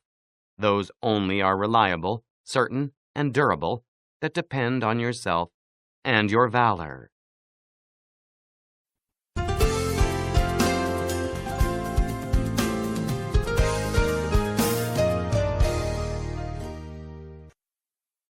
Chapter 25.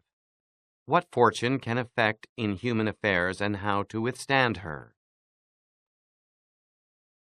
It is not unknown to me how many men have had, and still have, the opinion that the affairs of the world are in such wise governed by fortune and by God that men, with their wisdom, cannot direct them and that no one can even help them, and because of this they would have us believe that it is not necessary to labor much in affairs, but to let chance govern them. This opinion has been more credited in our times because of the great changes in affairs which have been seen, and may still be seen every day, beyond all human conjecture. Sometimes, pondering over this, I am in some degree inclined to their opinion. Nevertheless, not to extinguish our free will, I hold it to be true that fortune is the arbiter of one half of our actions, but that she still leaves us to direct the other half, or perhaps a little less. I compare her to one of those raging rivers, which when in flood overflows the plains, sweeping away trees and buildings, bearing away the soul from place to place. Everything flies before it, all yield to its violence, without being able in any way to withstand it. And yet, though its nature be such, it does not follow therefore that men, when the weather becomes fair, shall not make provision, both with defenses and barriers, in such a manner that, rising again, the waters may pass away by canal, and their force be neither so unrestrained nor so dangerous. So it happens with fortune, who shows her power where valor has not prepared to resist her, and thither she turns her forces where she knows that barriers and defenses have not been raised to constrain her. And if you will consider Italy, which is the seat of these changes, and which has given to them their impulse, you will see it to be an open country without barriers, and without any defense. For if it had been defended by proper valor, as are Germany, Spain, and France, either this invasion would not have made the great changes it has made, or it would not have come at all. And this I consider enough to say concerning resistance to fortune in general. But confining myself more to the particular, I say that a prince may be seen happy today and ruined tomorrow without having shown any change of disposition or character.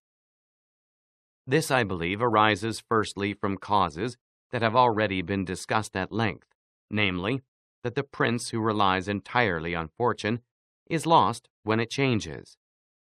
I believe also that he will be successful who directs his actions according to the spirit of the times, and that he whose actions do not accord with the times will not be successful, because men are seen, in affairs that lead to the end which every man has before him, namely, glory and riches, to get there by various methods, one with caution, another with haste, one by force, another by skill, one by patience, another by its opposite, and each one succeeds in reaching the goal by a different method. One can also see of two cautious men, the one attain his end, the other fail, and similarly, two men by different observances are equally successful, the one being cautious, the other impetuous. All this arises from nothing else than whether or not they conform in their methods to the spirit of the times. This follows from what I have said, that two men working differently bring about the same effect, and of two working similarly, one attains his object and the other does not. Changes in a state also issue from this, for if, to one who governs himself with caution and patience, times and affairs converge in such a way that his administration is successful, his fortune is made, but if times and affairs change, he is ruined if he does not change his course of action.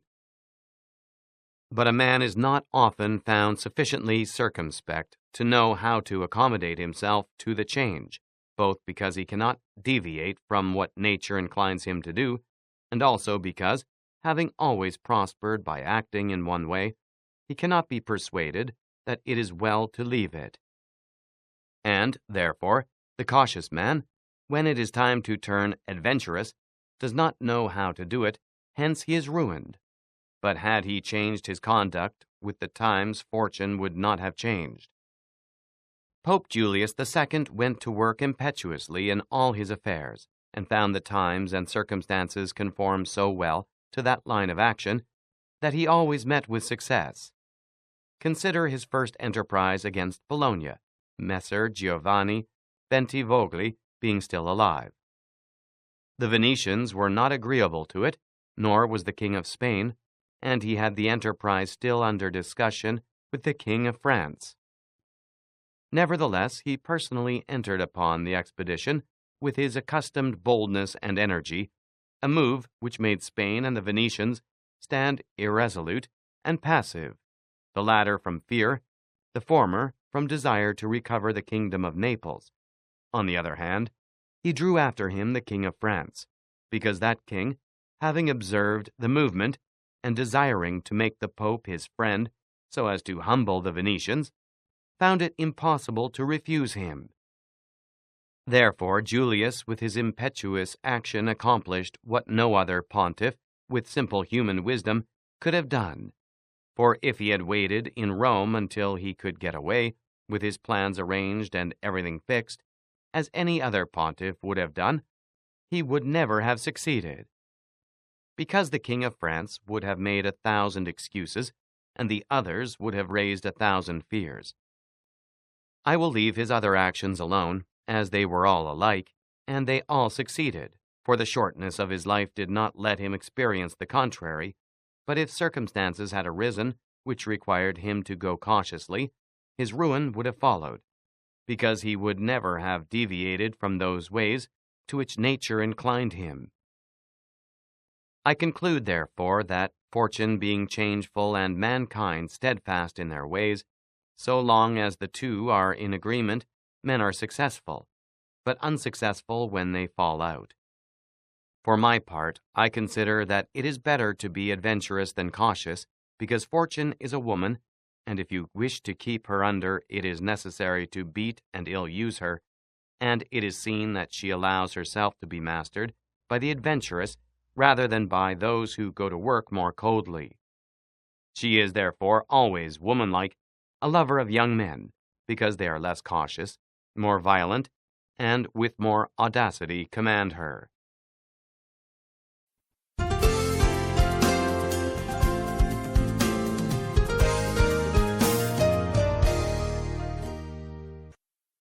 Chapter 26.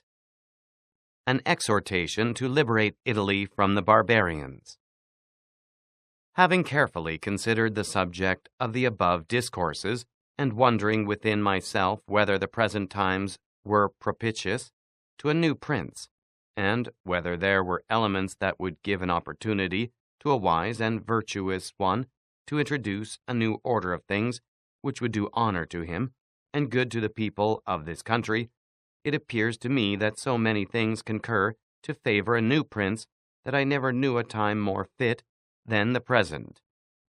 And if, as I said, it was necessary that the people of Israel should be captive so as to make manifest the ability of Moses, that the Persians should be oppressed by the Medes so as to discover the greatness of the soul of Cyrus, and that the Athenians should be dispersed to illustrate the capabilities of Theseus, then at the present time, in order to discover the virtue of an Italian spirit, it was necessary that Italy should be reduced to the extremity that she is now in, that she should be more enslaved than the Hebrews, more oppressed than the Persians, more scattered than the Athenians, without head, without order, beaten, despoiled, torn, overrun, and to have endured every kind of desolation. Although lately some spark may have been shown by one, which made us think he was ordained by God for our redemption, nevertheless it was afterwards seen in the height of his career that fortune rejected him, so that Italy, left as without life, waits for him who shall yet heal her wounds, and put an end to the ravaging and plundering of Lombardy, to the swindling and taxing of the kingdom and of Tuscany, and cleanse those sores that for long have festered. It is seen how she entreats God to send someone who shall deliver her from these wrongs and barbarous insolencies.